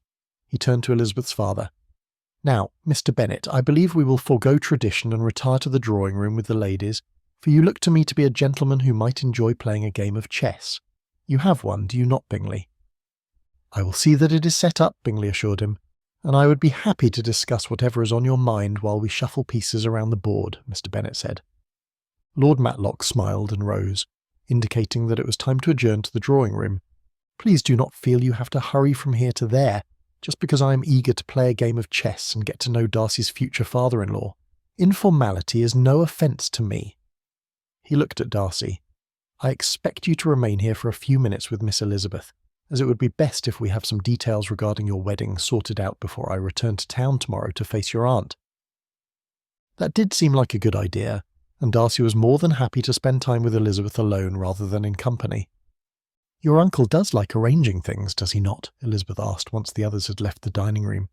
"He most certainly does, but for the most part he's reasonable about it." He held out his hand to her. "I'm certain that the servants would prefer for us to have our discussion in the library, so that they can clean up in here." "I do like libraries," Elizabeth said as he wrapped her arm around his. Slowly they made their way from the dining-room and towards the library. "Is it really all settled?" she asked. "Will there be any further complications to our agreement?" "If Lord Matlock has made a decision, there is not much which will shift it," Darcy assured her. "An Act of Parliament, perhaps. Anything else is unlikely to touch it." "Is he stubborn, then?" "Excessively so," Darcy answered, "but only after he has heard a matter and weighed the options, which is unlike Aunt Catherine, who makes a decision based solely on what she wishes to see done." "Then, I suppose, we really have no option but to plan to be married in May." "In May?" Darcy said in surprise. That was the exact month on which he had placed his hopes, since it was amongst the most enjoyable months of the year in his opinion. "It is a favourite month of mine." "It is one of mine as well," Darcy admitted. "I have long thought that May would be perfect for a wedding." "Since that is settled," Elizabeth said as she leaned closer to his side as they walked. "Does this mean we should join the others in the drawing-room?" Darcy laughed. "Are you so anxious to be rid of me? For if you're not, I'm certain that we can find something else to discuss. Or do, in the library. Surely someone will come find us, if we do not return by the time they think we should have." "Is that so?" Elizabeth's tone was light and teasing. "I did not think you were the sort of gentleman to push the bounds of propriety in such a fashion." "I am not. Which," he said with a smirk as they entered the library, "is why I intend to kiss you before we discuss anything else. For it is only proper." Elizabeth giggled. "After yesterday's display on the driveway, I'm not entirely sure my father would agree." Yes, there had been a bit of grumbling to be borne about that kiss once they had re-entered Longbourn yesterday afternoon. "I'm not opposed to a Christmas wedding, even if it is over an anvil," he told her with a chuckle. He was referring, of course, to Elizabeth's father's muttered comment about flying to Gretna Green and being done with the whole matter. "Not that I would ever," he continued, "unless forced, deny either your father the opportunity to give you to me in front of a parson, or your mother the joy of planning a wedding breakfast. But be that as it may, it must be made known to one and all that I will marry you, Elizabeth Bennet, even if propriety must be cast aside to do so, for my heart demands it. It is a fortunate thing, then, Mr. Darcy, that my heart is in one accord with yours." And with those words of promise to one another being said, Darcy sealed them with a kiss that spoke of the happy future which would soon be his ever-present and steadfast joy. Chapter 16. On a sunny Saturday morning in mid-May, Darcy finally found himself preparing to be driven to the church, where he would join himself forever to a family of whom, upon first meeting, he'd not approved. He chuckled as he straightened his jacket and surveyed the tie of his cravat. What a change had overtaken him since his arrival in Hertfordshire. The gentleman who peered back at him in the mirror looked very much like the man who had entered this room for the first time back in October of last year. However, though it was a close reflection, it was not an exact one, because the man he saw today wore his lips in a slight upturn rather than a scowl, and he did so far more often than not. He was happy and at rest, not that his circumstances were all serenity and peace. Had he not just 2 days ago sent a letter to his Aunt Catherine, informing her that the wedding was going to take place, and that if she did not welcome his wife to her estate, she could expect to never entertain him again at Rosings either? It was a message which would likely not be met with any sort of delight, for it was not the answer she expected to receive to the olive branch she had extended to him. And what was that olive branch? It was a sickly one which could never have borne any fruit, for it was a missive, or was it better stated as a directive, which stated that he was to be welcomed in her home, but it would be best if his wife confined her visits to Kent to the parsonage where Mr. and Mrs. Collins resided. This suggestion, she assured him, was merely based on the fact that the former Miss Lucas, who was now Mrs. Collins, was Elizabeth's dear friend. It did not matter what her explanation for such a proposal was or was not, and Darcy was confident that her justification was not as she said it was. Meeting her demands was an utter impossibility. He would not be parted from his wife for any reason, nor would he subject her to living under the same roof as that buffoonish cousin of hers. Collins would likely find it his duty to lecture Elizabeth on her duties to her elevated station or some such ridiculous topic about which he was completely ignorant. Darcy's door opened, interrupting his thoughts about his trying current and soon-to-be relations. Bingley poked his head around the door and then stepped inside the room. "Are you ready?" his friend asked. "Ready for what?" Darcy replied with a smile. "To take a turn of the garden for one final time as a gentleman with 2 legs, which are free from the shackles of marriage." Bingley chuckled. "Or perhaps you mean, am I ready to enter the carriage which will take me to the place where I must surrender my life to the parson's noose?" Bingley laughed outright at that one. "Or do you mean, and I do believe this is the most likely, am I ready to exchange my troth for the most precious possession that could ever be bestowed upon a man?" He took up his hat. "The answer to all 3 is yes, but my view of the situation is the last. It was not so long ago that you thought the first 2 were the better descriptors for marriage," Bingley said as he followed Darcy from the room. "Indeed, it was only mere months ago that you would have instructed both me and you very differently about the ladies we are about to marry." What an idiot he had been! Thankfully, he was not the sort of idiot to never be moved from his position when proven wrong. That role he would leave to his soon-to-be distant cousin Mr. Collins, for he did fill it to perfection. "Yes, Bingley," he said, "I was a fool. I've admitted to it many times." And he would never say otherwise, for to have lost Elizabeth to such faulty thinking as he had possessed those months ago would have been a tragedy without remedy. There was not another lady like her in all the world, nor one he could love more. He was most assuredly certain of that fact. "Are we not all fools in love?" Georgiana said as they joined her at the top of the staircase. "Lady Matlock has asked me to inform you, Fitzwilliam, that she and our uncle will follow behind our carriage in theirs, but it will be about 5 minutes before we are allowed to begin the processional to the church." She leaned into his side. My things are all ready to leave with our aunt and uncle this afternoon. Thank you for letting me join you here for so long."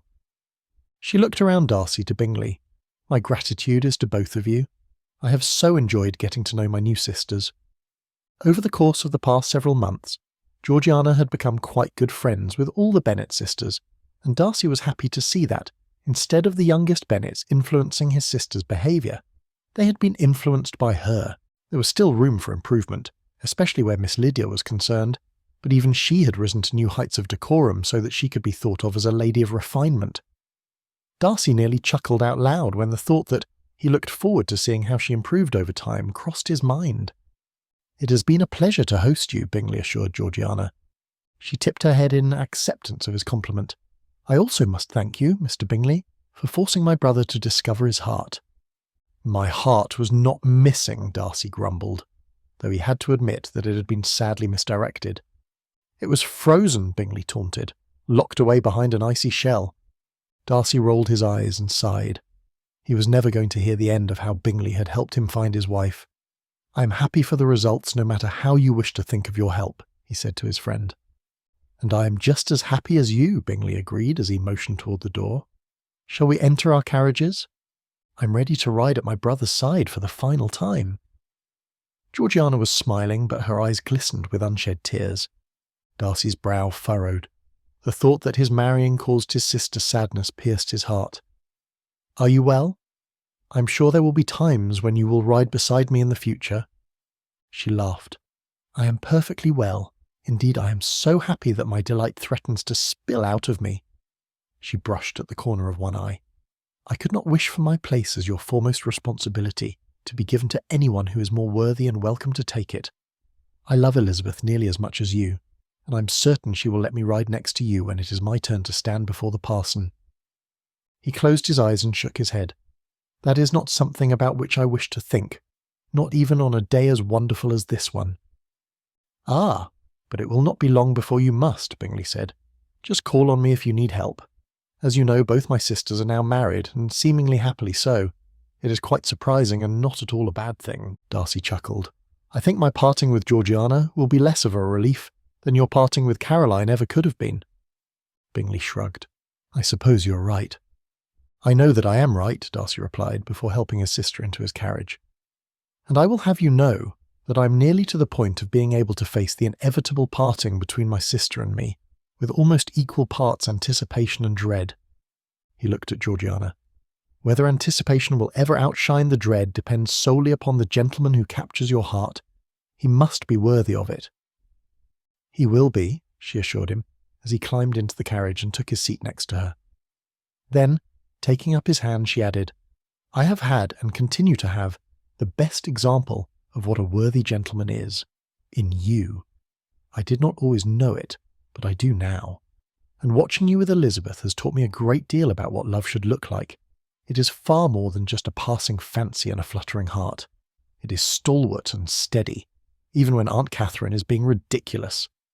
What you have said is true. However," Darcy lowered his voice to a whisper, "there is still a great deal of fluttering of the heart," he added, causing his sister to giggle softly as she admitted that she was happy to hear it.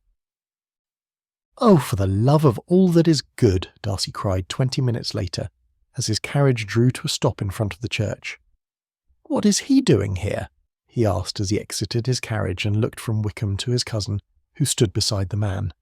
Richard poked Wickham with his elbow. Wickham scowled and huffed. "I have come to extend my warmest wishes to you on your happy future." Richard folded his arms. "And," he prompted with a smirk, "if I value my life, which I do," Wickham cast a hasty look in Richard's direction, "I must apologise for informing your aunt of your relationship with Miss Elizabeth." "And," Richard said once again, "and I must admit that the documents in her possession were the result of a scheme of mine." He grimaced as Richard jabbed him with his elbow. "I signed it, but I did not write it. May I go now, Colonel? I've done all that you have asked." Richard gave a nod of his head. "You're dismissed, Lieutenant, but remember our agreement." Wickham struggled to hold his tongue. It could be clearly seen in the set of his jaw. He touched his hat, gave a tip of his head, and was gone at a rather rapid pace. "And what agreement do you have with that blackguard?" Darcy asked as he turned to offer his hand to help his sister alight from the carriage. "It is of little importance," he replied, "but it holds promise to remedy a situation or two.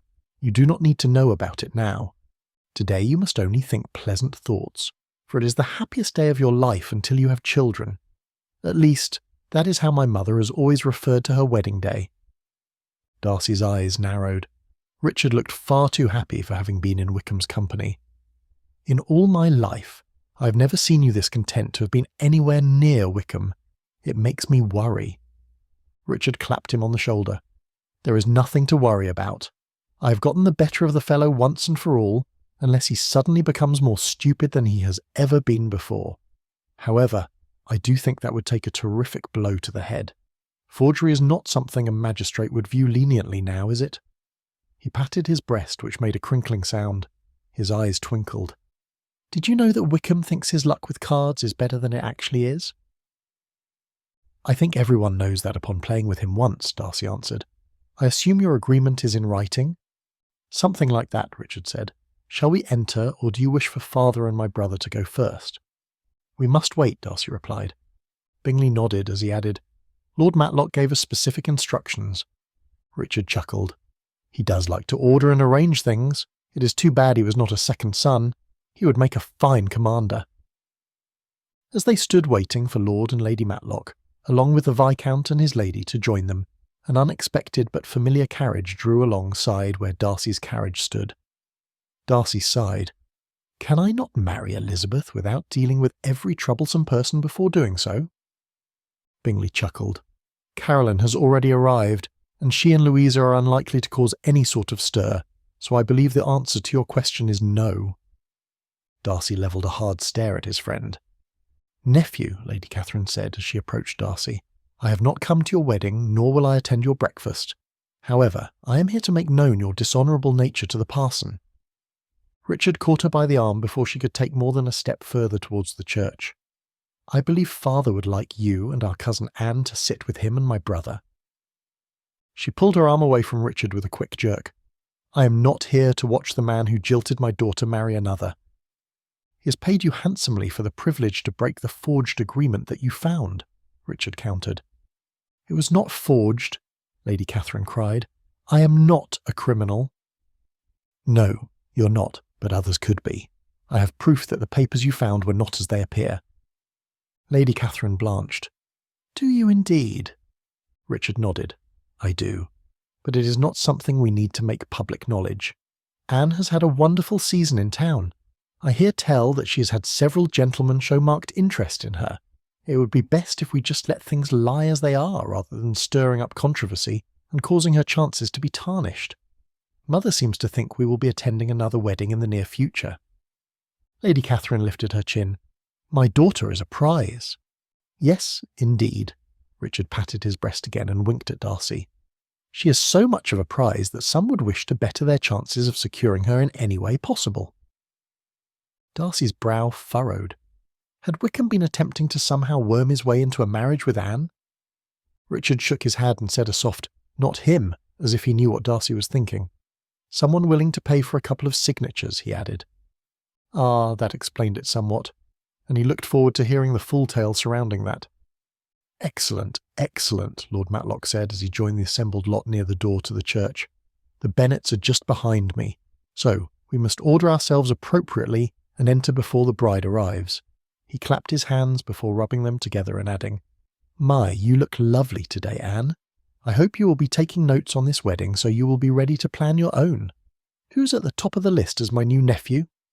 Darcy turned away from the discussion to watch Elizabeth and Jane walking arm in arm ahead of their father and mother and behind their younger sisters. She was beautiful. As he watched her, she turned her attention to him and smiled. Soon, in less than an hour, she would be his wife. A skitter of excitement fluttered his heart. "I will escort Georgie so you can take your place with Bingley," Richard said. And so, Darcy gave Georgiana a kiss and placed her hand on Richard's arm before stepping into line behind his sister and cousin and next to Bingley. "Are you ready to marry your accomplished lady?" Bingley asked in a teasing tone. Darcy turned to look at his Elizabeth once more. "I have never been more ready for anything, my friend," he replied. "Thank you for helping me find her." As Bingley muttered his reply about being a genius, The doors of the church were opened and the processional of relations and lovers began. Upon reaching the front of the church, Darcy knew that the people seated behind him carried the very real potential to provide future aggravation for him. The botheration and consternation they presented was almost assuredly guaranteed. But be that as it may, as Elizabeth placed her hand in his, peace, far deeper and stronger than Darcy had ever experienced, settled into his very soul. His heart had found its home, and all it had taken was an unwished-for trip to Hertfordshire, a friend who had insisted on dancing and then meddling, and a willingness to allow his heart to guide him through choppy waters to the shore of what promised to be an excessively happy future. You've been listening to How to Marry an Accomplished Lady, a Darcy and Elizabeth variation, Sweet Possibilities Book 5, written by Leanie Brown, narrated by Christopher, an authorised voice replica. If you would like to hear the story about how Colonel Fitzwilliam and Mary finally find their happily ever after with each other, look for None So Accomplished as Mary. The 2024 copyright for How to Marry an Accomplished Lady is held by Leanie Brown. All rights reserved.